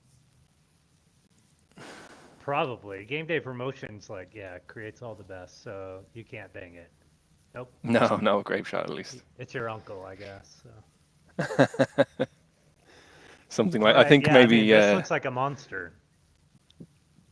So how much Yeah, do you want to happy sell with this that to one. me for? Or Osiris? I think we're going to start a side stable, actually. We're going to go on half. Our first purchase is full of Grape Shot. All right. Well, you know, I was asking these guys earlier, does RDF SS minus even count? You know, I'm not counting them. So, whatever. Let's check out Satin made from silk. Yeah, this looks like a nice one. It's definitely going to have some good heart. Wow, actually, you got so lucky, my friend. I know. How do you guys do it? All right. I have well, yet to do where one do of we these think, S plus, where do S you plus, think S minus. you hit here? I think we could definitely say heart and start. Oh, yeah. And then where else? Well, Give me the maybe you stat got lucky with the profile temper as 2 well. months before. This one could actually be really, really good because if you just nailed the sprinter stats, right, with heart Yeah. and temper, and like you don't really care about And- stamina and finish, that could be a really good. And one. that's The that's really SS what I was going for with version. it. Yeah. It's the SS minus version of Henrietta's Rose, basically. Congrats on your major win 3 months from now. Well, I don't know. There's been a few horses that have looked good on paper that then they get on the track and they perform like I don't have any dog of meat. those. So yeah, I don't you don't have any of those, no. No. They always No, perform all well. mine, yeah, hit the track. They perform. I go to Unless you're Discord, streaming. and I still bitch. Yeah, if I'm streaming, it's like a curse, man. I don't even know why I do these streams anymore. So, oh, all right. Well, couple SS minus. You got 82 0-year-olds. What are you doing with your 3-year-olds today that weren't very good on the track? Are you gonna keep trying those guys, or you just tilt retiring them as soon as you can? I need to properly go through them. So I haven't even like really sat down and reviewed what they were like. Oh. Last do that season on I definitely Sunday? kind of went through and sorry. Oh, look at what Ian did. Thank you, Ian. Now, if you keep a note on a horse, you can see that you made a note on it. Oh, that's good. Ah, Oh, okay. thank you, Ian. This is big for me because, especially with the injury rates, but it doesn't show here. That's okay because I'm mostly entering from here, but at least I'll Injury now rates? know. Is that what you said? Injury rates. Well, with injury rates at 2 and 3 year olds, I'm pressing the edges, especially like Yeah. last season with the free rolls, all these things. Oh, yeah. Especially 2 year olds, I want to just race them as much as possible. And if I put a little note on the horse, like for example here, you can write a little note. And so this would have told me what race I wanted to enter. I use this especially within 24 hours. So if the race is like 22 hours from now, I'll put a link here because I Okay. do most of my registering for Find Preferred, but if I have a note, then I'll do that. So, Ian, if you're watching, put a little icon here as well. But overall, super great. At first, I thought you were saying you were making So- notes for how often the horse got injured or something. I said Yeah. people haven't considered that since Yeah, I'm so since the deep, very man. beginning. I'm a genius. Well, they did say there was a little. They I think made they've- some sort of change to. I think Yeah, they've on made the it older even Didn't less really likely, say. right? Yeah, maybe. Which is to me like I people did not like injuries, like they used to be pretty catastrophic. I don't know. And I was you I was love always them? sort of I don't love them, but I always thought it was sort of interesting to me, the idea that like the horses do have durability in their genes, Yeah. but it's like not a factor at all, right? Like it's just no Yeah. one has ever been like, I can't breed with this horse because it like has an injury in the bloodline, which No. and to me, I always just thought it was a potentially interesting Yes. It is gameplay potentially adjustment interesting where it's when like we have 10,000 users, but for current users and new users, fair it was point, a fair really point. bad experience. Yeah, and it's- it's all- one I- that I So, do like, agree. I- It's overall better experience. I just thought it was potentially interesting for future Mm-hmm. gameplay dynamic. I think like injuries are a novel idea, but the big thing for me is there's a lot of mechanics in the game that we get no feedback on, and we don't really hard to understand. And injuries are one of those that they're brought them in. We've no idea initially how durable these horses could be. So maybe you'd have to take notes and say, oh, that's a weak bloodline, like that could get injured all the time. But yeah. we just had no idea what was happening, and also the variability of injuries. So like initially when they first brought injuries out, like you could be injured for a day or a week or something like that, and like And in beta, like, there oh my was a God. lot of injuries. And or your a lot horses more, would get right? more injured. The- Like the when injuries they- would pile yes. up, and you just have an cumulative injury-prone horse. injuries. And They, people were the first pissed. day they introduced injuries, nearly a significant proportion of horses were getting injured. Was this and beta they were 1 or cumulative. Beta 2? I think it Had must to have been the beta second one. They were Oh, really? cumulative, yeah. So by the time I your don't horse know. was 5, it just broke its leg every other race. Yeah, it was quite not the best.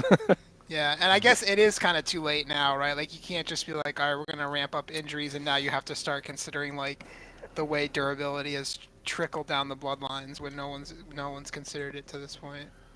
Fellas, I'm gonna jump off. I gotta go do some things, All but right, take care. happy Foals Day. Hopefully, Yeah, you we're guys gonna keep have to winning get races. you back on talking about in Thursday. real life For claiming sure. games. I want some so- derby handicapping out of you. Yeah, yeah. Just let me know. Okay. Let me know for sure. We'll see you guys later. Take care. All right, later. See you. All right, Riptide. What about 2-year-olds? Is this peak? When's this thing racing? I'll have to check. I don't Unicorn. peak. Peak It's GT. interesting because I think you had 2 of the horses that are possible for Rolos. Weren't they Riptides or no? Which Is ones? Rigetti? Isn't that Oh, is that one of Rangetti. yours? Yeah. Yeah. Yeah. Hold on, how do you say it? Rangetti. Yeah. You owe me 25% kickback because I think a lot Why? of people would ask me what horse they should bang with, and I would. Oh tell yeah, them yeah. your You've been horse. saying it a few I've times. been Yeah. pumping it. Yeah, I've been pumping that. The I Peak took GT, Bella to Rangetti last season, so that's my it's 1-year-old. very nice. Yeah. Where are you gonna We've, try this? I guess 4 to 8 early. Yeah, well, we've got it registered for a 5 furlong, just a maiden, but it's later today. It's not for another 4 hours. Well, we're gonna keep So it's streaming early until morning it for us. comes on. And you say we. Yeah. Is Grape Syndicate? I mean, Syndicate's in the name. Could you tell us a little bit more about Grape Syndicate and what it is? The we behind it. Yeah, it certainly started as a syndicate. Like, so it was a group of disparate people got together and said, "Hey, we've Desperate? seen this game." Yeah, just like so like Grape is a weird little community that existed Yeah. that used to be into crypto games when there were all these NFT projects popping up and doing all their Flappy Bird derivatives and stuff like this. And at the time we saw Photo Finish, we saw what Ian was doing. They even got Ian in for a couple of AMAs and stuff like that. And like there were a few people within that community that had like crappy A's and B's and stuff like that. And they said, well, you know, if we pooled together and we built something as a group, we could probably get some really quality pieces in house. So that's what we did. Like we there was another guy, Barn Dog and Coffee Attack. They were kind of led it up at the time, and they kind of drummed up some funding. I think we raised about 60K, and we bought a few assets. So the very first thing I think we Just bought two. was Just two no assets. no no we bought a handful. We bought 8 in total. But I remember that one of the first ones we purchased was an in-house stud, and we had this great idea that we had seen what Solans, who were another DAO, they had like the top Ziggy stud. Oh no, Astro stud, sorry. And they were doing great, like kind of advertising that stud and selling it out. And we thought, oh, maybe we could do the same with an in-house one for ourselves. But like in the end, no one in the community really had interest in the stud. And I think pretty much as soon as we bought it, Soulmates had all the rest of the one of one studs very widely available. And so we kind of pivoted away from pursuing a very in-house option. You're talking about a Um, PFP stud, yeah? That you had? Yeah. Yeah. Yeah, we bought a PFP for the initial great breeding event. Oh, I was Right. wondering if this was Spider of Mars. Wasn't that yours, or Spider of what? Yeah, Spider from Mars. He was probably ended up being one of our best. I think he might have been. He was either the highest rarity mare or the second highest rarity mare PFP that we had. And that I think the mare that we paired with Spider from Mars had originally been earmarked for a Grape in-house PFP stud. But then when all the one-on-ones came available, we pivoted over to that. But like How Grape much initially as stronger well. did those make the horses? Like, was it just night and day difference with the one-on-one? Kinda, Um, yeah. I mean, I had a similar situation with well, Scott Street. That was my yeah, best PFP mare, and it's very, very close, I think, in rank to the one you're talking about. yeah, And it yeah, was yeah, like I yeah, had all these different like match horses that I was gonna breed it to, like rank like 20 or 30, and it was like they were gonna produce like strong S minuses basically. yeah. And then the one-on-ones came online, and I made the So decision it's like to go 19 with and that. a half or 20 boost S versus 8.5 or a 9-star S minus type thing. Well, Yeah, So something in like our that. case, we would it was definitely the difference between an S and an S minus, Okay, Yeah. so and I you think couldn't it have was the created a difference. rose type thing. No, no, no, no. No, nothing close to that. But like the mare that we were going to originally use with the in-house one, or the breed that we ended up doing instead was the one that created Trotsky. So Trotsky is kind of, I want to say about 17, 18 boost to match. And I RTS, think, right? yeah, RTS. And I think had we gone with the mare that ultimately produced Spider from Mars, it would have been like a 19 or 20 boost 3 match RTS. So it would have been a better stud, but I don't think it would have been, or, ticket.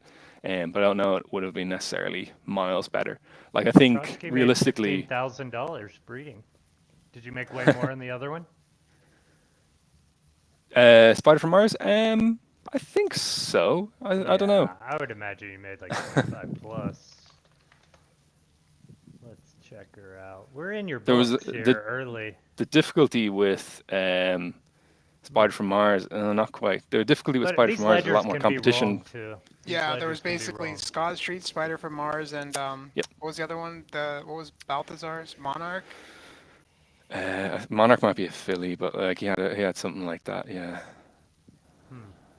Well, that's cool. So you started out as a syndicate, you all pulled some Yeah. money, you made some decisions, you came out with a really good stable, and you've been at the head of all the management. You're basically the PEEB of Yeah. Grape Effectively, because Syndicate. like Do do you have to go for like you have to get approval for like certain transactions that you've done, or you kind of just So have, like early days, we had the idea that it would be very much group effort, that we'd be all deciding things. So I know Stens was in my DMs for quite a while. I think he was trying to buy Trotsky off me actually, but like I was like, and potentially even like Spider from Mars as well. But like I just remember a few interactions with him, and he was like, "What about this horse?" And I was like, "Oh, let me talk to my guys. I'll see what we can do." Blah blah blah. And that was the kind of thing. Like so early on, it was very much group, and it was like if someone would contact me, I'd be like, oh well, hang on, I'll just go by the guys and see what the story is. But as it's gone yeah, on, like I think most people realize, you have to be pretty agile and also have like be on it every day really. So it became more and more just me looking after things. and um, are you and from like it's like also London or the United Kingdom area, or where are you from? uh, I'm based in London, but I'm from Dublin. Okay. um, and then like the grape guys are a complete mix, so probably half the guys in grape are from Australia. A couple of them are from the States and from Canada. And then we have a few Greek guys. So like it is How quite many a mix of total? it, guys. It was something like 26 people initially kind of put money in, but like Wow. more than half of them were completely passive from day one. Uh-huh.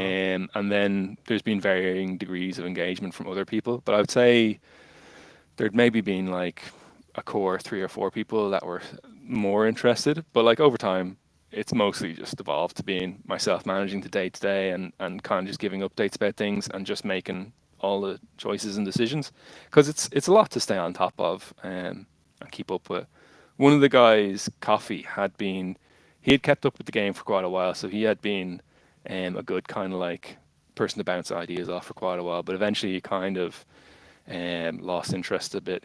I think he fell into a little bit of a trap of he had a relatively good LDS mare, but I think like for about 10 seasons in a row, he bred it to General Duke and then realized every single horse that he had was exactly related. And he hadn't then progressed it beyond General Duke when some of his Yeah. progeny kind of hit the Well, he made money on the barn. track probably, if I had to guess. I think he Probably. kind of struggled. I think he had some success early and then struggled as it went along. Well, soulmates told me that General Duke, all of the horses won every race. Are you sure? They certainly won some big races early, that's for sure. Not Well, for that's not cool. for YSM The back then, but history of Grape Syndicate. Wow, sounds complex. It's so funny so because, like yeah, I've talked to different people about doing partnerships or whatever, but I just always come back to I've did them in the past with NFTs, and it's such a struggle when to sell and how to sell, and yeah. everyone has differing opinions that I was just like, I don't want to go that route. So I've kind of So been lone like I soldier, think but yeah, it added a lot of headaches early on. And like I would say realistically, like for I think the great breeding event might have been in what was it March 22 or something like that, or April Sounds about 22. right. Yeah. Basically for most of 2022, we were like on discussions about how we should manage things, and we didn't get much done at all. And like I look back at that time and I see some of the other stables, like YSM, they started from like a couple of mares or whatever, and they hustled like anything, and yeah, they got some great deals done, and they did a raise and whatever, and kind of built a much bigger stable. And I also look at like D stables as well, like they also fairly jumped into it and kind of yeah. built They're kind of a a very big powerhouse. stable. And I feel Yeah, like yeah. they've really kind of went more internally than, other things, which does make sense for them because they probably want to be cash flow positive or whatever. But they're really good to work with. At least initially, whenever I didn't have a lot of horses, I worked with them as well. And we're kind of looking through their stable. Let's see how many. It is kind of an elitist stream in that we're looking at how many SS minuses you get. All these are in RDF, so they don't really count. So, um, That's your hard and fast rule. If it's an RDF, it yeah, doesn't count. yeah, basically.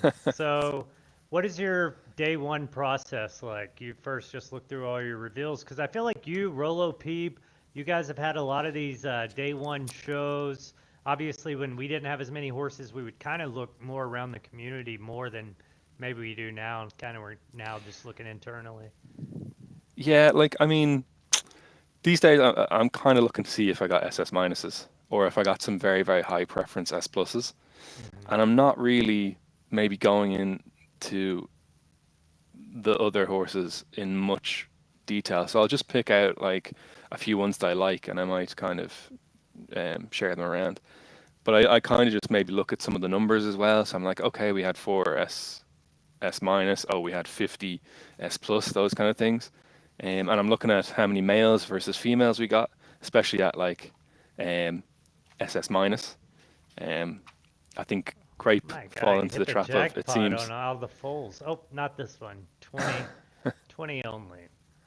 Have you been looking Yeah. at that today? That's something I didn't even recognize when I Uh, first went through. And what do you think that, does that matter at all or no? To me, like, so in first instance, I missed it, and then I saw someone say, "Oh yeah, has anyone looked at their ages of things?" And I was like, "Oops, no." So I started looking, and yeah, like I think most of our S minuses have relatively long breeding lives, but I saw, like I had a streak of S pluses that were all like 18, 18, 18, 19, 19, and I'm like, oh, but like at the same time, does it matter? I honestly don't think it does matter too much. I think I heard Mr. B earlier, like you say it like that. While you might be thinking now, oh crap, if it's 7 years and the difference between how long these are going to be in the breeding barn or whatever, it's going to be a huge difference. But like in terms of survivorship, there are very few horses that I have or that the stable has that are still being bred into their late teens or like into the 20s. Do you think it matters And for fillies or studs more, or does it really not matter for I either? think I think studs become less relevant as they go along. I know some would say that like after 3 or 4 breeding windows, they're probably going to be surpassed. That Hmm. might be right, but they probably still have some value. Yeah. I would say fillies generally have a longer shelf life, in my opinion, because I think you can take like you're stuck with like whatever your S minus reveal is. That's what it is. You can't do anything with it, so it's all down to who breeds with it, what they have, versus if you have like a really good filly reveal, or like a filly reveal that's like kind of just semi decent, you can always keep taking that to the best stuff, or you Yeah. can try and improve its press, or you can even it out. You can do a lot more with a filly, I think, um, All right, I'm gonna and let that's why I you think they're. also talk to Rolo about the changes, because I feel like in the Discord, me and you really just vibe well. We're both very sarcastic, but I think like with the core game, like theology or whatever you want to call it, I feel like we have a lot of very congruent opinions with the game. So I kind of want you to talk with Rolo about the price change or the prize pool changes, these premier events, Yeah. and then also maybe some of the grade restricted things while I use the bathroom. And I also read Yeah. up on my Baxis tequila. Oh, nice. Yeah. So like what do you think of the prize pools, Yeah, the we talked a little purses, bit the earlier payouts? about the free rolls. Um, Mike was just talking about like how they'll affect entry rates, right? Which I think is a bit more important than sort of the raw prize pool. Like if you have a prize pool that's if you have the free roll monies divided into 3 races now instead of one big Oh yeah. race, you're gonna have like I think you're gonna mostly have the same horses going. You know, you're gonna if you have a sprinter, you're gonna go for the 4 and then the 5 and then the 6, right? So Yeah. the free roll money is gonna be kind of a wash in terms of like how much you can expect to get out of it, I think. Um, Maybe it'll I be a don't know. little Like, more dispersed, I guess, if yeah, the that's the thing. distances are a little more honed in. Yeah, because I think if you look at, well, I guess maybe the first one might still be a bit up in the air, where people mightn't have, at least for the juveniles, like nailed down Yeah. distances and stuff like that.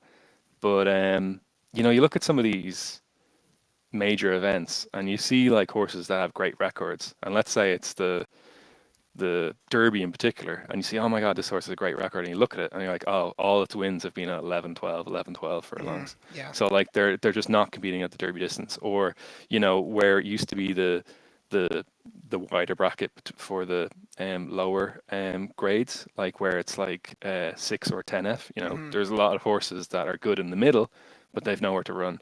Yeah. So it's definitely going to give some more opportunity to those now, I think. Yeah. which would be good. We were just talking about whether it will affect the fill rates, right? Whether races because you're only qualifying on a 1 week like cadence, whether horses that used to have to keep accumulating points Yeah. throughout the season, now they just win for the week and they're done until the weekly free roll comes up. Yeah, like I think from memory, I think we used to see that before, Yeah. especially as like strings got tighter, that people would like get that early win and kind of park.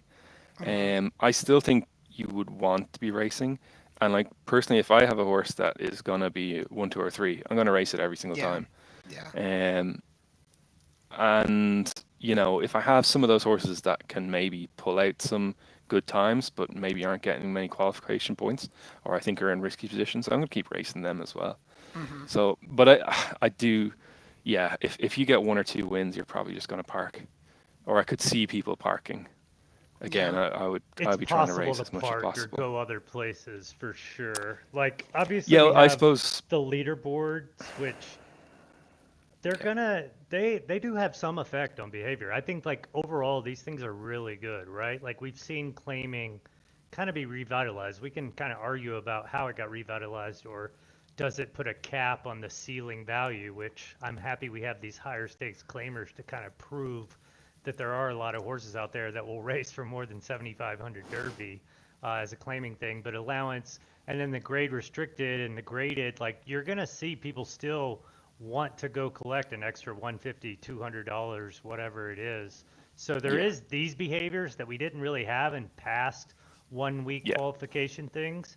I think the biggest issue is pretty much you need a qualifier on every single day of the season except for the days that they're racing. And one of the things we've seen is like the races 24 hours before kind of make dupes, and it would be nice if they just didn't make dupes on those last ones so that you could literally run a qualifier the day before and then enter the free roll or the race or whatever. I feel like that is kind of pretty vital because all of us want crown to go up, all of us want entry fees to go up, and if you don't kind of like keep all the horses on the track every single day, or at least give them a reason to, I really like. At first, I thought Is- chop it in half so that the prize pools. Like earlier, we looked at first is less than you could win in a full qualifier, you know. And so I'm like, Yeah, does that have which- any effect on user behavior? Probably not. Is that going to keep a 4-year-old on the track to win an extra $100 instead of go breed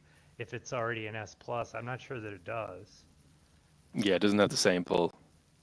Yeah. But I suppose I suppose they are starting to play a little bit with how many points they give out for these different races. Yeah. And how like do you say, I like know, those? well, they're interesting. I mean, for me, I think I know some people that will definitely take big risks on race, but I feel like I'm like if I don't see a reasonable shot at getting into win, place, or show in some of these, especially if it's a top big three ticket. in your mind. Like you want top 3 in odds Yeah. or top 3 probability, or you don't really find that it's worth it to take that shot at the $150 qualifier type thing. And that does make sense to me, like from an EV standpoint, etc. Like, what about if we get to the end of the season and you're Yeah. 20, 40 points back, and maybe you have the run of your life and you get in the qualifier? Do you think that might change your user behavior, or maybe, or you kind I of still like? think I still think it comes down to the horse. Like if you have a horse and like maybe it only has like 4 qualifying points, but you look at say the times on Gap, and if it's like in the top 5 or 10, you're like, you know, maybe it's got a chance on its best day. It might actually pull out a Yeah. good performance to get up there, and be worth it. But I think also it would really depend how my stable finances are looking at that time. Like, so Yeah. if I have other horses that are really boosting up my winnings, I might go for it.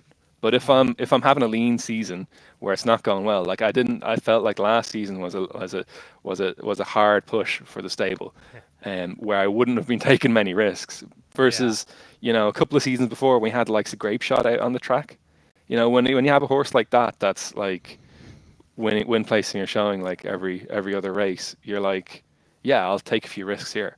But like if for me, if I'm When not you if I'm have not in a, those, their 2-year-old, 3-year-old season, are you running inside the 24-hour windows a lot? Like if you see an No, opportunity? no. Not at all, basically. You're I've just clicking recommended races and Yeah, yeah, pretty much. Like unless it's where I see gaps. It's where I'm like, okay, what's the next kind of like open graded race? And I'm seeing, oh, it's not even in the 3 day window. Then I'm like, okay, if I look, do I can I wider my criteria instead of like 6, 7, 8? Am I looking at yeah, 5 or 5 4, or 9. 5? Like yeah, yeah, yeah. I might widen the criteria there to see if there's anything else available, or I might be looking at, okay, is there a kingmaker? Is there another Yeah. type of race that might serve me well? Did you Um, find it easy for all your 3-year-olds to find races or 4-year-olds? Like, were you having some of the difficulties that I was kind of having where it was like, oh, this stakes race probably won't take off. Why would I enter it type thing? especially the end of last season, start of this. Like, I mean, now, yeah, it's definitely there's been less races running. Um, yeah, like we've typically had that drop off in stakes and open graded past the qualifiers and past the main events, the free rolls. And yeah, it has seemed a slightly slow start to the season, apart from like maybe some of these premier events. The cool thing that I think is going on, like we can talk about the schedule all day long, like we're always going to have gripes or good things we like about it. One of my friends actually sent me a metric that we've had more paying stables each of the last 3 days, like consecutively more.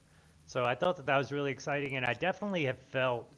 I think one of the reasons why I was kind of upset at 3-year-old, 4-year-old schedules was because I was looking so forward to this season, and I still am. I'm so excited for a lot of the changes that have occurred. Like, Yeah, even if we talk about third getting paid less or whatever, we're going to see a lot of people race longer because they have longer attrition rates based on just the money payouts, the crown rewards, all of these things. Also, when you take rake from 20% and you drop it at 10%, that in itself might not change yeah. user behavior the first week. I feel like it's a lagging indicator to where, oh, I have way more money 2 weeks from now than I had every other season. So I can still keep attempting to race some different horses. What do you think about like just the rig change, those types of things? I think it definitely will make a difference. So like I was saying like last season I had a fairly mediocre season, I felt like. Mhm. But Same. I was also looking at it. I was also looking at it and I was like, had the rate been 10% less, I would have been profitable. Yeah. So like that was the difference. But like I'm also where again I'm saying if I'm having a good season, I'm gonna take a bit more risks. So again, if I'm starting to earn more and I've had a good start in the last couple of days, I've had a few wins, or today I mean, so that might make me just more likely to take some more risks and or Yeah. race some more of these marginal horses, or go back to like say, oh, look at those now 3-year-olds and say, is there anything I've missed here?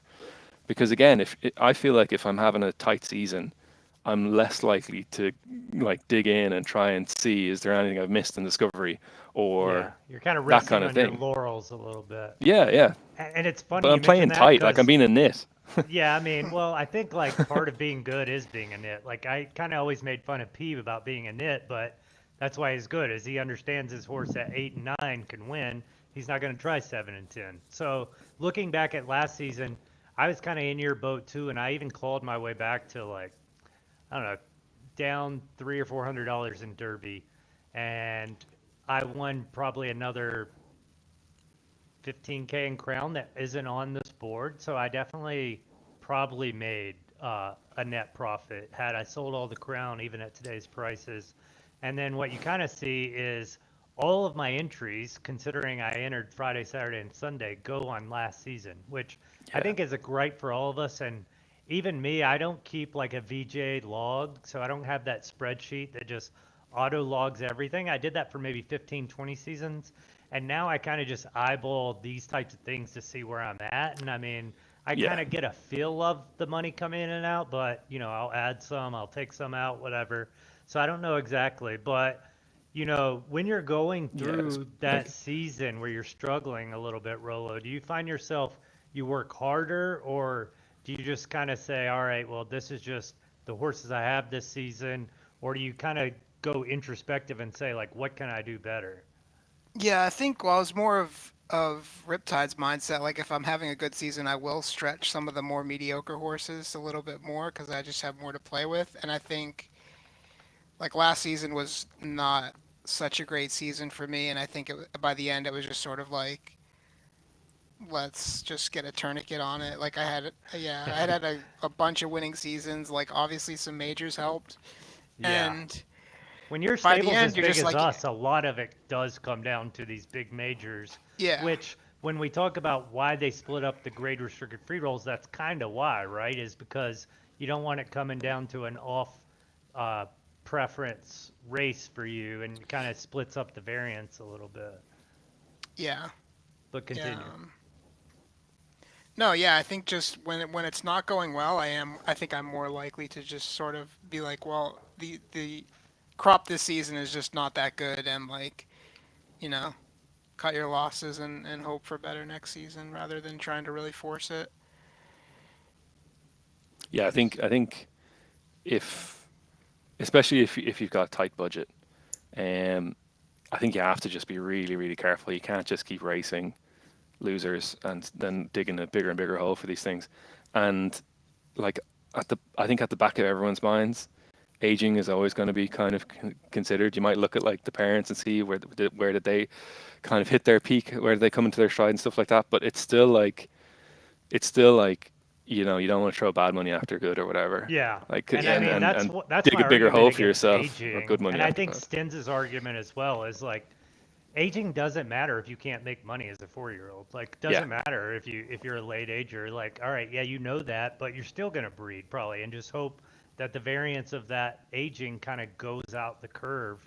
You know, Yeah, I definitely felt cursed in RD because I felt like Lisa and Big Nose Kate, both of my premier parts of RD, and I think Big Nose Kate was probably in the like, I don't know, top 20-ish of the RD fillies, and then Lisa was probably, you know, like middle of the board, but both of them seem to have the slow aging curves, and I've only recognized that 20 seasons in, you know, like it might have taken me 10 seasons to really, and I mean, I had clues about like how their aging curves went specifically, but it really takes like reveals where I look at their bloodline, I go look at GVG horse that won every race, and I'm like, all right, yeah, we know radials exist or whatever, but the stat profiles look.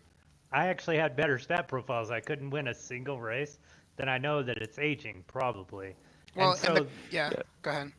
and then like I think that that is one of the great things about the new payouts, the new rake, is that yes, now we might be able to explore aging in a more economical sense to where we aren't throwing as much bad money after good. Like now I'm experienced enough to know that all right, I'm getting good odds. I've ran 3 races. I'm not in the top third in all of them. I'm gonna try that horse again. 3-year-old week 1.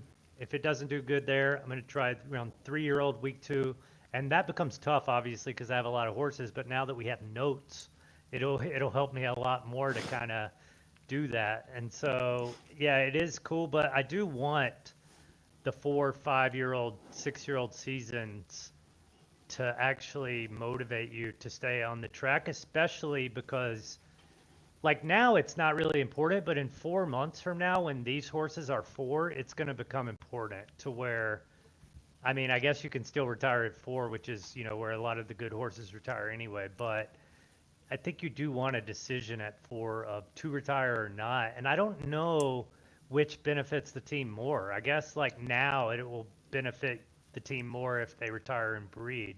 It'll actually earn them more fees than staying on track, right? I think, yeah, I mean, I think the one benefit is like the crux of it for me would be, you know, if a horse turns 3 that's like maybe getting good odds but not performing well, and I'm like, well, maybe it'll age better. But if you're running it every 2 days, right, you're just kind of throwing money away to see when the aging turns around. And then Yeah. the other side of that coin is like, well, what am I going to do? Am I going to give up a full season of breeding to just run this horse every 10 days or something to see when And its aging almost has turned always around? you never see it, right? Right. Like almost So, always you're like, right. well, this horse still just stinks, And you then know? at least now when they're 3, you don't have a choice, right? You just have to, you're going to have like horses that previously would have been retired and bred are now just going to be basically benched, but you'll have some reason maybe to be like, okay, well, this horse hasn't run in 2 weeks. Maybe it's aged up a bit, and you'll have a reason to run it. So that could help Yeah. the 3-year-olds a little bit. Have you guys The one thing experienced? Oh, go ahead. I was going to say with aging, like I think so. You said it there, Mike, and I think Olaf said it earlier that you're both trying horses again in week 1 of their 3-year-old Yeah. seasons. I'm like I Most think that's people one of the aren't, worst right? times to try horses Yeah, again. that's how I feel too. Because I'm like they're coming up against The 4-year-olds that are probably 4-year-olds. peak. Yeah. So I Well, think this like is where I'm week doing it. I'm doing 2 it or in 3 a benchmark. on for sure. benchmarks, yeah. And I might like Especially if try you're these just in under, it's claimers. a great, yeah. Yeah, like, well, Oh, now I okay, have yeah. a tool that basically can tell me my average money line odds, which I think it would be great if the team just provided this, right? I think it would be great if the marketplace, if you put a parent score on every horse that's out there, so at least you know how to compare two S pluses if you're kind of a new person. But Morning line odds, you would have it. I would have average morning line's position. So basically, like this horse is Oh, in yeah, the yeah. top 25%. So my average money line odds for this horse is like 3 out of 11. And so that's one of my indicators that says, all right, this horse has some under the hood. If there's any horse that deserves second and third chance as they get 3, 4, it's this one. And I actually can afford to do the testing and kind of try to get the data points, even if it costs me money and I'm throwing bad money after good, like you're talking about. But I'm stubborn and I kind of want to know more than other people. And so I'm willing to kind of Yeah. do that. And I really just want to learn about aging because I think that in Discord, a lot of times the team has kind of fought back against us and told us we're not racing horses long enough, we're not retesting horses long enough. And this is kind of just my way of testing them as well. The only horses that I ever felt like I had a good handle on how they age have been like the ones that have been dominant, because you're Early. like well, not even necessarily early. It's like I've had some horses that were maybe average-ish at the start, and then coming into like mid 3-year-old season started becoming dominant, and then maybe they were dominant for mid 3 to mid 4, and they were Yeah. still winning like say into late 4, early 5, and then all of a sudden like not quite competing. Yeah. And then I'm like, yeah, okay, that's probably a good idea of like how its profile was, but like where I have a horse that like is coming last in its Like this one, starting Peppermaster, maidens. mine, right here. It's coming last. Yeah. But I'm like, yeah, I might try that in a claimer or a benchmark, as you were saying. You have those other options available, which are great. But like again, if you're still coming back of the pack in those, you're like, well, what do I do with this horse? I'm just gonna bench it, really. Yeah. Well, It we is- saw You might- earlier you might go back to it, Osiris, but- he raced a S plus in hardcore today. Then he retired Yeah. it, and it was a beautiful reveal. I mean, it only had 4.5 stars, I think, but yeah, I mean, and he won the hardcore luckily enough so that we could reveal it on the thing. But yeah, that's pretty much what you do with them. I mean, you send them to the shed, right? And if they're a filly, I would. do you have cutoffs for your fillies? Like, all right, I'll breed this one. All right, this one just sucks. It has A minus heart. What are your kind Yeah. of cutoffs for both of you about the fillies that you're choosing to breed? You can go, Riptide. Okay. For a while anyway, it was anything that was an S plus. Now I've gotten to the point like I think where we have enough S plus fillies that we can be a bit more choosy. But yeah, it's like if it has a really bad downwick on kind of one of the racing attributes, like I think you can get away with it on start and maybe finish, but if it's in the middle, if it's on speed or stamina, I'm like, that horse's chances don't look great. Like, and I'm saying if it's an S plus and it has anything, an S minus or lower stat, I think on some of those, I'm like, that's going to struggle. You like, I mean, with, and I think it's similar with your heart and temper. You want like if a horse has like either of those kind of, you can maybe get away with it with temper a little bit if that's one beneath its Yeah. kind of grade. You can hopefully bring that back up. But if it's like 2 beneath, again, you're like, that's not great. And with heart, I would even be more kind of like again, along the same lines, if that's one or two beneath your grade average, you're like, this isn't looking good for this horse. It's not promising. And the only reason I Unless it brought this really has race up something going for it. is so that people didn't think that Tombstone Stables was just a perennial loser. And so I went and found a win. And this is also a stakes race. So like I was kind of talking about how like a lot of people don't race. Like one of my biggest gripes was, all right, we kind of know what the user behavior is if there's not a free roll to run for, if there's not something there. People have mostly been risk adverse or risk off and not racing this. Well, this is a stakes, nothing to win here, but just pride and glory. And I threw 2 in here, and we are going to get a win. And that's the only reason I brought this up, just so that I could show everyone on stream that I can win races. They might be at the S level, but I can win. I do race a lot, as Kamish says. And, yeah, here we go for the win. And looks like Are we- 5.3 and 7.5, so... Are we going to see you pivoting towards the S and S minuses so you can beat up there and be dominant stable at that level? As long as the stud has bred for about 4 seasons so that I get some stats, then I will do that. Otherwise, I don't know. But I did that this past season. Did you guys? In S minus LTS, it was like pretty much my one shot to do it. And it's because I have this 9-star S minus. So I ran pretty much everything S minus and below into this guy, the perfect game. But talking about that, it is kind of interesting because if I go back to my original sheet of Gen Zero, I started at A plus, A level, and like Rolo knows I had this like really amazing Diablo that I bought. I bought all of these tickets from David, like 10 or 12 of them that were just great A plus. And that's where I came from. So I always do feel like I have as good an insight as anyone to tell you how to build kind of from the bottom and kind of learn as you go and then start spending, which I've definitely did plenty of spending, and I've kind of put a lot back into the game to compete. Are you guys also doing that? I mean, obviously everything's going to change now with this season. I feel like there's so many changes. None of us really know how much money we're going to bring in the stud barn, how much we're going to have to spend. Obviously, I think all of our behaviors will be spending a little bit more outside of our barn than maybe past seasons. But how are you kind of looking at that, Rolo? Yeah, I think the key is just in terms of like, I think I only bred a couple S minuses last season, and then like, all my S pluses, and the S I'm just sort of like split between, I mean, similar to Rip's thought process, where it's like if the horse just has some stats that are killers, then I won't bother. And I think it's more so get about an S minus. So were you kind of hoping for a few S minuses when you did these S minus breeds? No, I think I'm trying to think of how many S minuses I actually bred this past season. It's more so just like the like how big of a stable I want to manage in terms of like, Yeah. I'm sure I have a ton of, like, I know that I have like quality S minus mares and stuff that I could probably breed and make winners. I could probably make, S minus horses that could win 20, 30,000 Derby, but Yeah.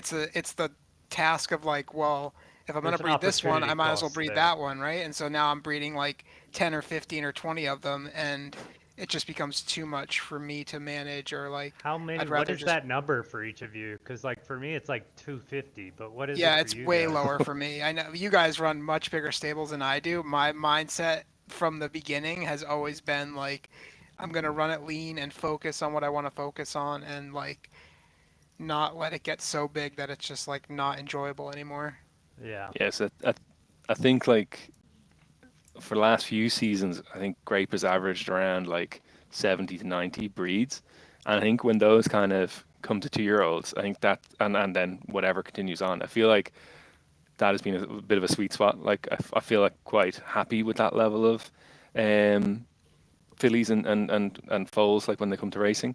I think we had one season where we maybe bred over 100, maybe 110 or something like that. And I think there had been a slightly bigger cohort before that as well. And I felt, oh, this is a lot more work. Absurd.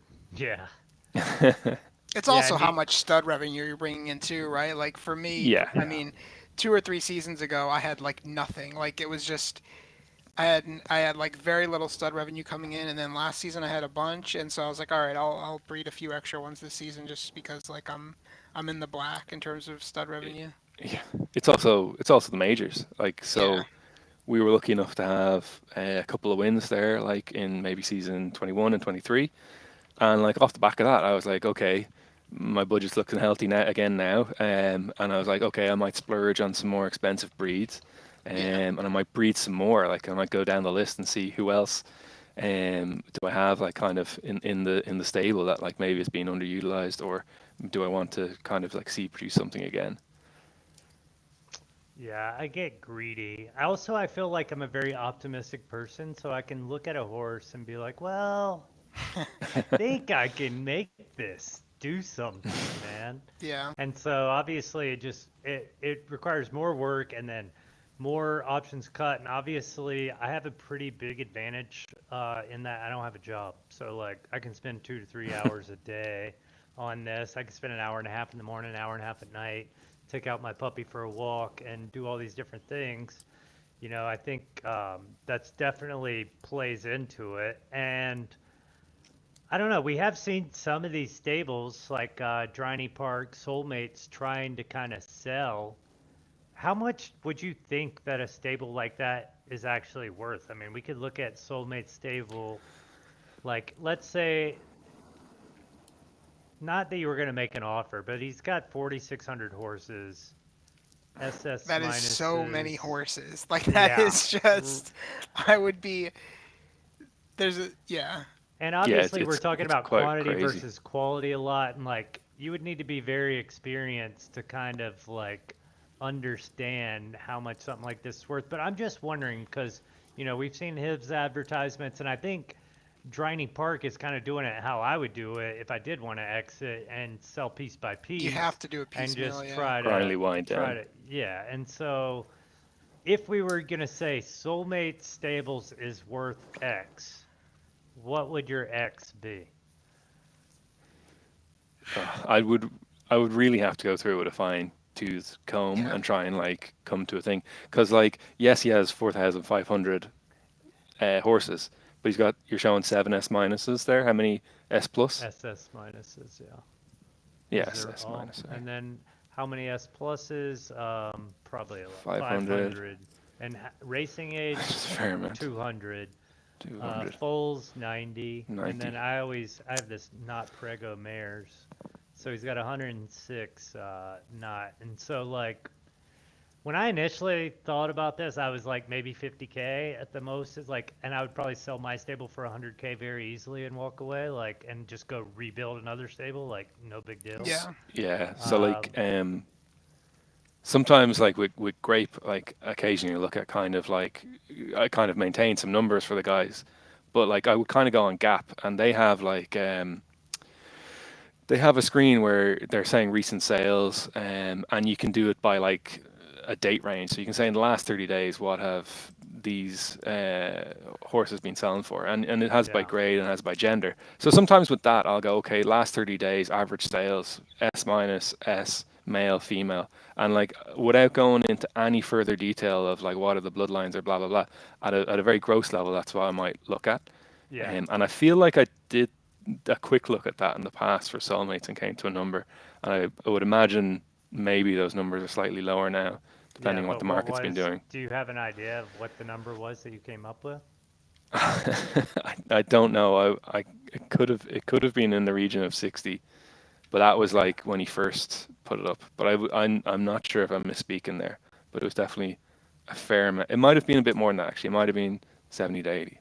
And But really, like theoretically, on a theory level, it could be worth way more. It's just the demand side of it, plus the amount of participants who could actually buy it and manage it to return the investment is so small that it's really tough to find a buyer for 4,500 horses, unless it's one of us who's so already deep in the weeds that we already have thousands of horses of our own. So, But I you're think just we don't necessarily need you're it. just buying it for like I don't know, 10 to 15% of those actual horses, right? Like the other yeah. you're not buying it for 4,500 horses. You're buying Yeah, it to sift yeah. through and find what's of value and like yeah. the yeah, like, and yeah, it's such a hype. Like, I mean, it is an amazing. It is one of the best stables or largest stables in the game. So yeah, you'd be walking into it incredibly well. But like, as you say, like you'd really want to know what you're doing, or you'd really want to get people in to help you out that really know what they're doing. Like that's the kind of thing. Yeah. Like if money no object, and I was dead keen on photo finish, and I saw one of the biggest stables that's had great success in the past is up for sale. Um, you do a solid big brain on it, and you go out and maybe try and find some people to help you out. I don't know how much I would Advertising the sale chop, right chop here. it up. We're auctioning it up. Here we go, boys. No, but yeah, just as a thought experiment, I've definitely pondered that and kind of discussed it with some people and kind of just like, I don't know, if soulmates really wanted to go, I don't even know if there would be an offer for 50K out there, but I think that would be kind of a fair starting point, at least, of negotiations. But it is kind of incredible what Soulmates did for the game as far as the breeding, and you guys were way more in depth with that than me. And Yeah, I mean, quite literally changed the game and how the game started and how it evolved. I think without him, we would have started at a much, much, much different point, and Yeah, we'd be. I think it's kind of wild to think about how the whole ecosystem would probably be like several generations back if not for him.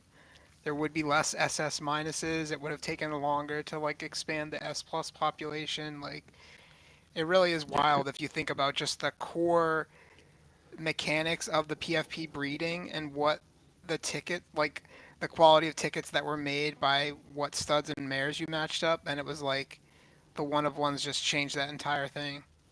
so where's the game yeah, headed 'cause for the next year, based on where we're at now? Just in terms of like overall, like just State of the Union.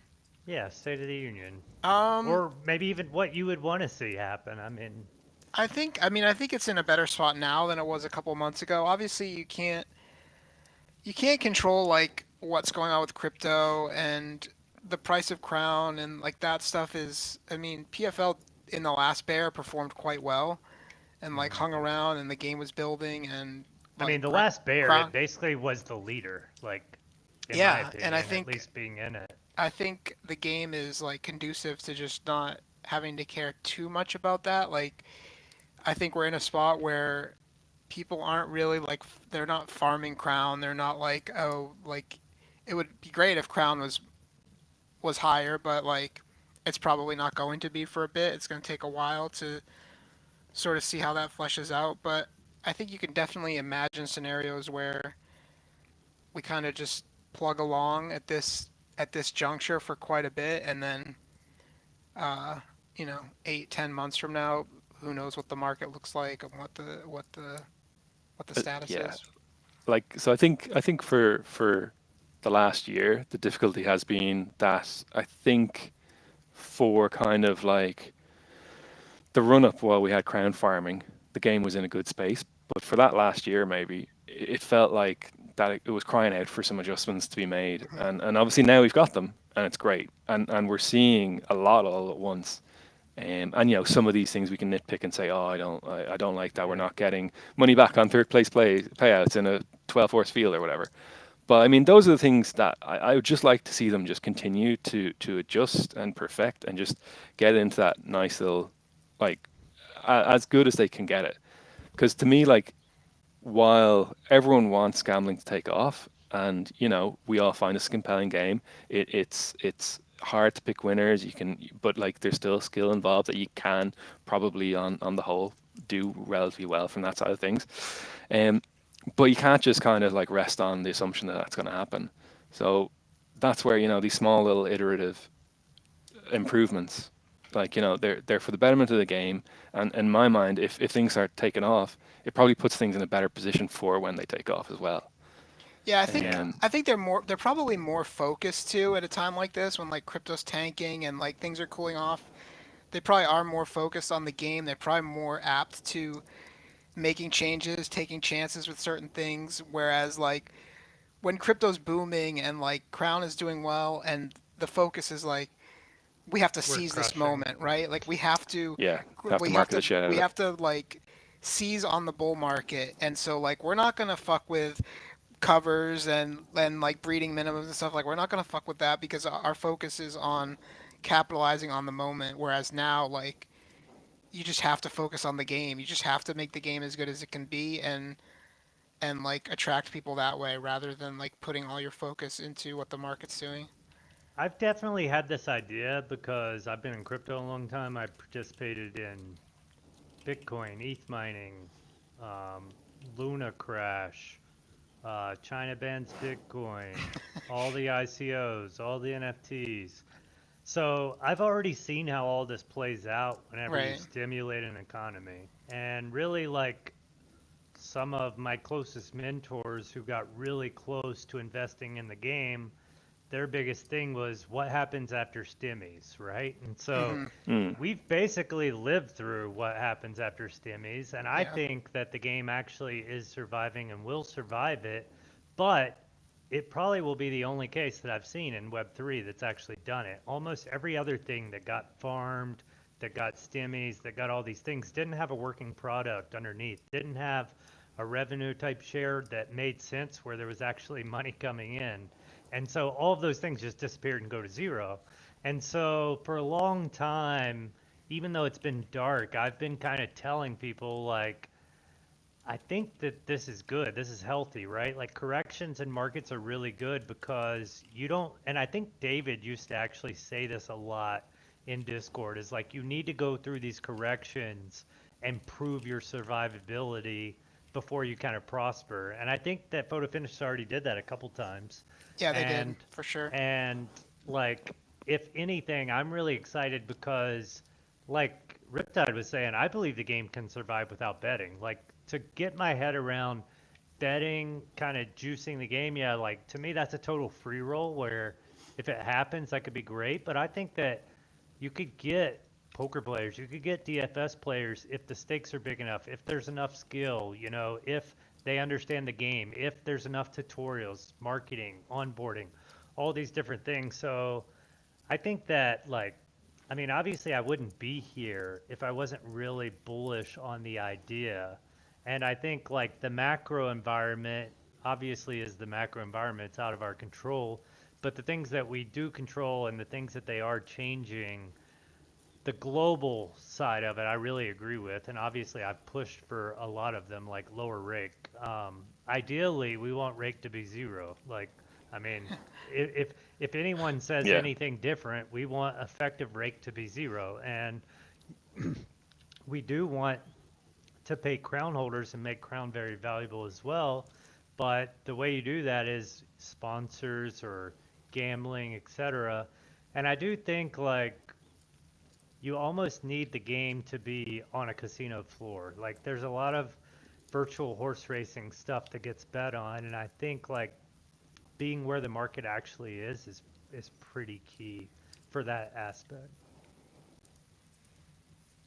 Yeah, I mean, I think it's definitely possible in the future that it reaches a point where that it's something that people are intrigued enough by that they would wager on it. And I mean, there's there's just like you said, casino floor horse racing sims or whatever, where it's just kind of like random, right? And I think the idea that like like there's actual owners, there's actual stables Yeah, running the these narratives, races right? has the chance to Like intrigue people. Yeah.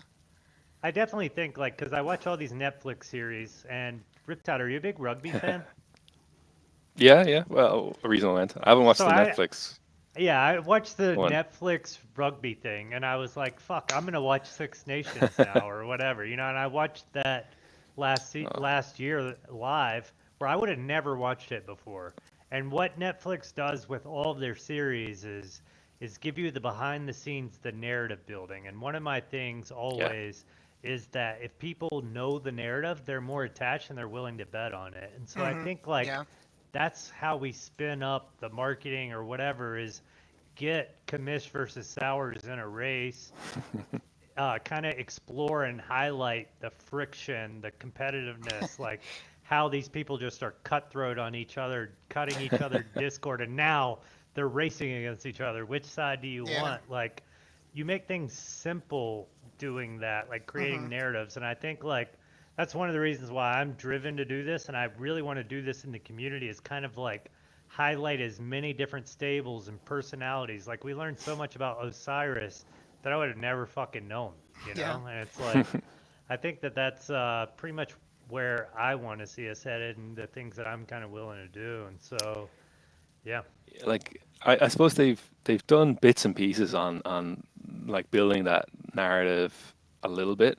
Like so they obviously we had some big announcements around the first SS minus and the biggest sales and things like that. Yeah. But like we often hear people asking for simple things like well, we say simple, like but like the trophy cabinets and ribbons and stuff like that for all these Yeah. things, because I think that adds to just the story as Prestige. well. Yeah. Yeah, exactly. You look at like some of these big stables and you say, oh wow, they've got 5 major trophies or however many, and But you don't the even breeding know. barn You you're don't scanning even through. know Yeah. You that really have to dig Soulmates to kind of find won it at a the minute. major in every single And track before. Like I would have yeah, thought that Wolof or someone else did it, but Soulmates did it so long ago, and it's like we don't even know that because it's not on the site. yeah, So yeah, I definitely agree. I think like, so it sounds to me like that's one of the things you want is to have that prestige in the stable, where when you go to that stable, you can see all their accomplishments and the major ones, right? Like, not they won like a free roll in the S I grade. think yeah, like I think that's been on the suggestions pile for quite a while. And now I am glad they've done what they've done this season before going after that, if it would be like a lot of work or effort to do it. But it Yeah. just seems like something that would be a nice ad and really like just adds to the story a little bit and things like that. God, then you got to put the trophies on chain. Like, they're trying to put the whole game on chain. I remember before we went live during Ian's big Q&A in the Discord, probably March during V3 or whatever. One of my biggest questions was like, is this game gonna remain on the blockchain? And that just comes back to like Yeah. why I got into blockchain to begin with, is like it's verifiable. You don't need trust, all these things. So that's really on the top of my radar, is like I can't wait to be on the blockchain. And if we do get on the blockchain, I definitely understand and see the capabilities I could have with betting, etc. I think like one of the things that I've always did for myself is provide myself with a lot of data on the horses, the racing, all these things. And we need to simplify that and make it available to bettors, like even if it's like, oh, this horse has been the money line favorite in every single race, you can get it at 6-1 or whatever. And then having these long shots that are like kind of with hopefully a block bet will allow set odds that you can bet against the casino rather than betting against another person who's putting $1 in, like if you can bet 5 and win 100, or you can bet 30 and win 150, I think then it starts to open up a lot more potential market. And the exotics and the idea of like, picking across multiple races as part of one ticket and things like that. Yeah, that's really how you open up things, right? Like, because we're Web3, we have an online casino partner, and people can Yeah. argue whether or not they're big market cap or they have a lot of users, but the idea and the foundation is there. And so just expanding on that and kind of building all that out, I mean, that does take time. So I think like Yeah. Yeah, I think just from a talking about all the functionality stuff we're talking about is like, man, that could be a 2 to 5 year project. from a even right functionality now. standpoint, I think they're creating some interesting things for sure. It's just a matter of getting people interested in it and getting people to wager. Yeah. What do you guys think Yeah. about the wagering leaderboards, by the way? Because like I wanted to participate, and then I saw that like the best strategy possible was to go find 4 horse races, bet 2 horses out of those 4 horse races. One of those win, and you just keep doing that, and then you get the highest percentage. Yeah, I To didn't me, I didn't look that into it didn't too make a lot of much, sense. to be honest. I went for it, but like, yeah, it was like you had to bet a lot of races as well. So like Mhm. oftentimes I bet like the majors Yeah. and free rolls if I'm free those evenings and stuff like that. and the juvies on the Sundays and stuff like that, of the last Sundays of seasons. But like I went in for this wagering competition, and like yeah, it was you had to do a lot of bets. Did and you yeah, get to 250 or no? I did. Yeah, Wow. I What was did. your But like that rate was over just over based on 250? not What was your good. like 20? Not good. 25? I think I got like 12. Okay, So yeah. very, very poor. I think I'd Yeah. started off relatively fine at like 20% or Yeah. 25%, but then I realized, crap, if I want to actually hit the top bracket here, you have to be betting a lot of volume. Yeah. And like that's maybe And another kind of that rub, like is whether that's probably that should why. be the thing. Yeah, and I mean, like the way they did it, sure, you're getting a lot of $1 bets, but the way that I would do it is who has the highest ROI, and then you give multipliers for Yeah. long odds. So, like, if you hit a 20 to 1 on the leaderboard, you get way more than someone who bet a 3 to 1 favorite in a 4-horse race or whatever. I think, like, to me, that 'Cause makes the most sense for incentivizing losers to punt, yeah, especially 'cause on juiced races. but they kind of had like a side thing going with the road to the Kentucky Derby, Yeah. which was more ROI based. It And I was think purely Zedge ROI. Zedge actually won. ran away with it because he hit 2 or 3 long odd bets Yep. that like really did well. And I feel like that's how you should do the big board, the big leaderboard. Like you have a deposit match where people can come wager and they play through $100 in bets and they get their 100 matched. And then you kind of do it where the long odds and like hitting the ROI number, like I just don't like the one that is you pick the 2 out of 4 and everyone knows that's exactly what you're supposed to do. And if you don't do that, you're losing. And so like I would just get rid of that because like really with wagering, with any type of leaderboard, we want skill based, right? Like we want Yeah. someone to But come in who can understand odds, who can do all that, etc. And then I saw that the PLDRF, is that the forms guy? I think yeah, they're yeah. charging 30 cent a form now. So do you think that Are that's they? pretty good value or? I Do don't. it. Yeah, I think it's I mean, it's paid a good tools are gonna product. exist, Yeah. right? Like, Well, I like do have to run actually in a bit. I'm just gonna watch this okay. maiden race. It's about to pop off, and then I gotta split. But which Tidal maiden, Wave which Tidal maiden are Wave we Cup watching? maiden. Yeah, that one. Okay. This is our Souvenir. last race. Souvenir killer odds here in a 16-horse race. Oh, the And I'm ugly hoping for the best. diamond purple lavender jersey, man. You I gotta did. I create wanted. something I a asked little someone for bit. custom silks. I was like, "Can you?" I forget who it was that was doing them, and he's like, "Yeah, I'll get back to you," and just never did. And this is just like a default. I like the lavender, but I would like to All have right, well, I updated hope you come silks. dead last. Oh, look at there. Does this happen to you Oh, guys? did you just rug it? What the heck? What Oh, happened? I don't know. That happens to me quite a bit, but I'm usually not really watching on my desktop. I'm usually doing most of my entrances and calculations on desktop and then kind of watching on my phone. But yeah, Uh-huh. we'll do this and then we're going to close with Riptide's closing thoughts and then we're going to be out of here. We had a little snafu, couldn't be on X. We did get YouTube. So hopefully if you're out there, you have liked my YouTube and not We like just keep the dying here. video. That's for you, chugging. Oh, this doesn't happen to you guys? I don't think so. Usually for me, if it loads in the first place, it usually Yeah, just it's runs. good to go. Especially if I go full screen and it's still kind of playing a bit. What if I told you I have a 3090 GTX graphics card? What And happens? it's Does still it doing eventually this. just work if you keep I don't know. redoing it? We're I don't Mine usually I- don't freeze like that in the middle. Yeah, I mean, so far today, what do we have? One of these that happened and I just refreshed and it worked.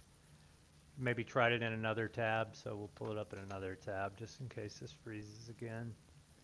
But it is kind of cool You because got a it good like start. pump I've seen this fakes start you. 3 times now, and it looks good. It'll like get beyond. I think we're already past. Really right? well set up for the race. We're already Yep. past the thing. All right. Well, you're still not out front. What number were you? Oh, 15. 15. All right. Yeah, Now we're in you're there. making your move. Yeah, you're gonna win this race. You're Oh, I don't know. sour's 6 locked is up making a today. good run. He just needs just hang in there till the turn. Oh, yeah, This is it's not good. Looking easy. good. And In did kind of hint that like Oh, they wouldn't just all spread out like this, that they Yeah, were gonna kind of that's always change. driven him nuts. He wants to change it. Mr. B, when I Here's the first met move. Mr. B, that drove him most insane. All right, go to the front. Can he hang Stay in on the now? front. Can he hang Come in will on, there? Giant. Cosmic Oh, does Giant Giant. make the move? Yeah.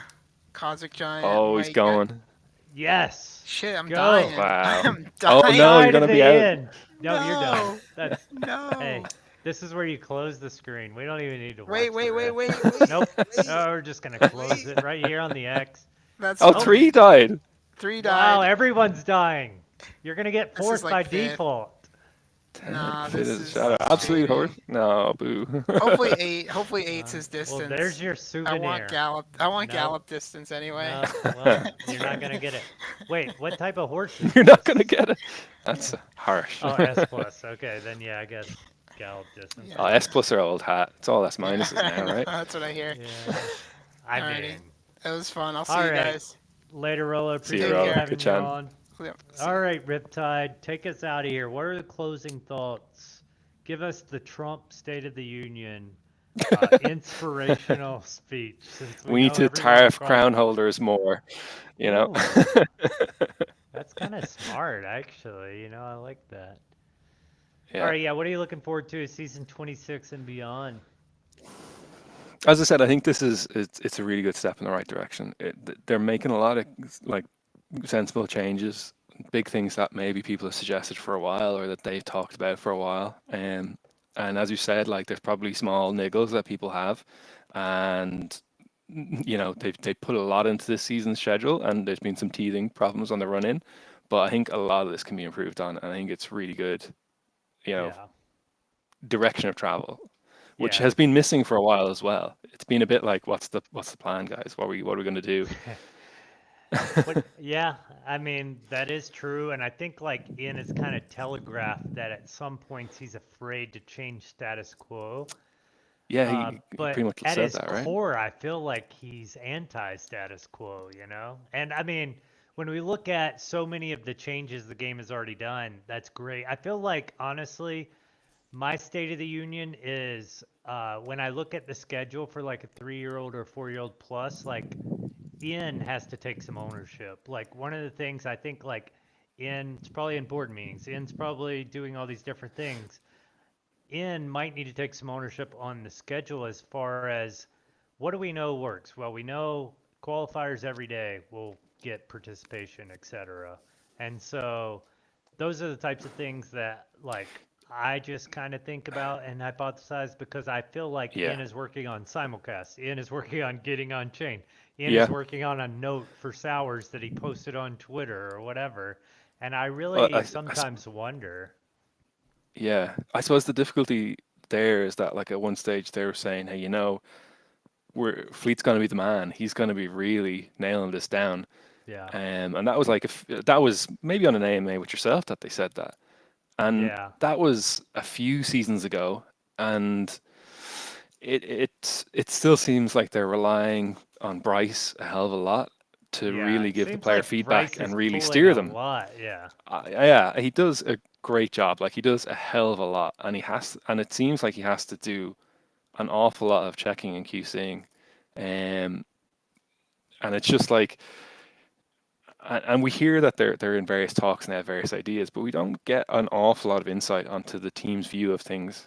And I know a lot of people have been coming back to the idea of, like having a focus group of stables or to maybe bounce more ideas off. Yeah, And we say, did hey do guys, we're that, about to do right? this.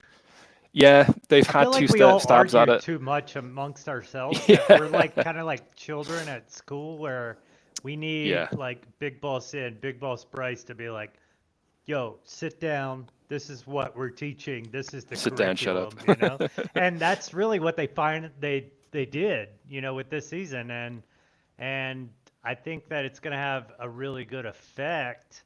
And I think like one of the things is we interact with the schedule in a whole different way than they do.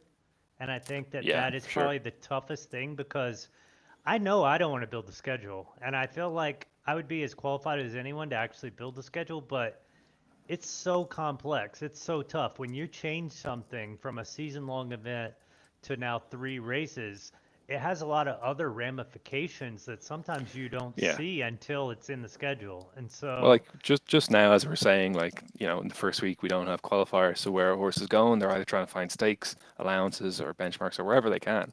So yeah, it or definitely has a massive kingmakers. difference on. Yeah, yeah, yeah.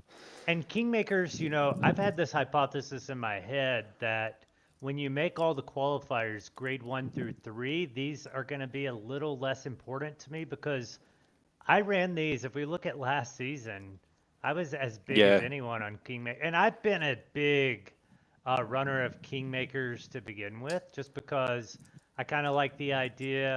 I like Crown, whatever, but also Yeah. I just like the higher stakes. So you can see I ran them a lot, This and is I'm still yeah. gonna run them. Like I'm in 3 today, and this is kind of where you're probably gonna run 4-year-olds if you don't have qualifiers for a week. But But yeah, you, this goes back to what I was saying about the high entry ones. Whereas, like, if I feel like I don't have a horse that can win one of these, I'm not going to yeah, be entering one of these. and they are So a slightly few seasons different back, I this had Grape Shot, season. and she did great in them. But I feel like I So haven't had as good a horse. yeah, and I think that comes back to why the payout change is great, et cetera, because that idea that you just said you had has basically been like every user, right? Like if every user is thinking, I only want to enter if I'm going to win the race, then that's where you kind of come up with all this complex stuff, especially when there's 3, 4 options to enter. And so no matter what, it's a complex problem. Poker was the same thing, DFS, same thing. It's really how to create winners who can do multipliers and then limit attrition. And so Yeah. that's like 2 of the biggest steps they made this season. And what do you think is going to happen with the breed barn? Like, how are you potentially going to look at some of your studs or even like Yeah. breeding in general? Are you going to breed about half as many mares since you might not be bringing in as Well, much I stud think income or? I think I will have a certain amount that I will breed off the bat. Like, let's say I do 10 or 20 breeds, and then I might like wait and see like what kind of stuff comes in. So like I've been Grape's been relatively lucky over the last few seasons. So we've had Rangetti, and he's been Yeah, getting good attention. he's But great for like, derby distance, especially. yeah, but so he's been in there a little while, and I'm not sure. I don't think his oldest. Oh no, his oldest are now actually hitting the track, I think. So again, we might start seeing competition coming in against him, and as well, like, well, another couple of seasons out, I guess. But Yeah, looks like um, maybe next season you could the see his first. Rangetti was about the only stud that I was considering changing his price. Like, I have others in at like It sold out 8 or last season 6. or no? It got 30 odd. 28, oh, Um, 30. yeah, so it did well. So like he'll probably sell out, like, or get a good amount of attention again.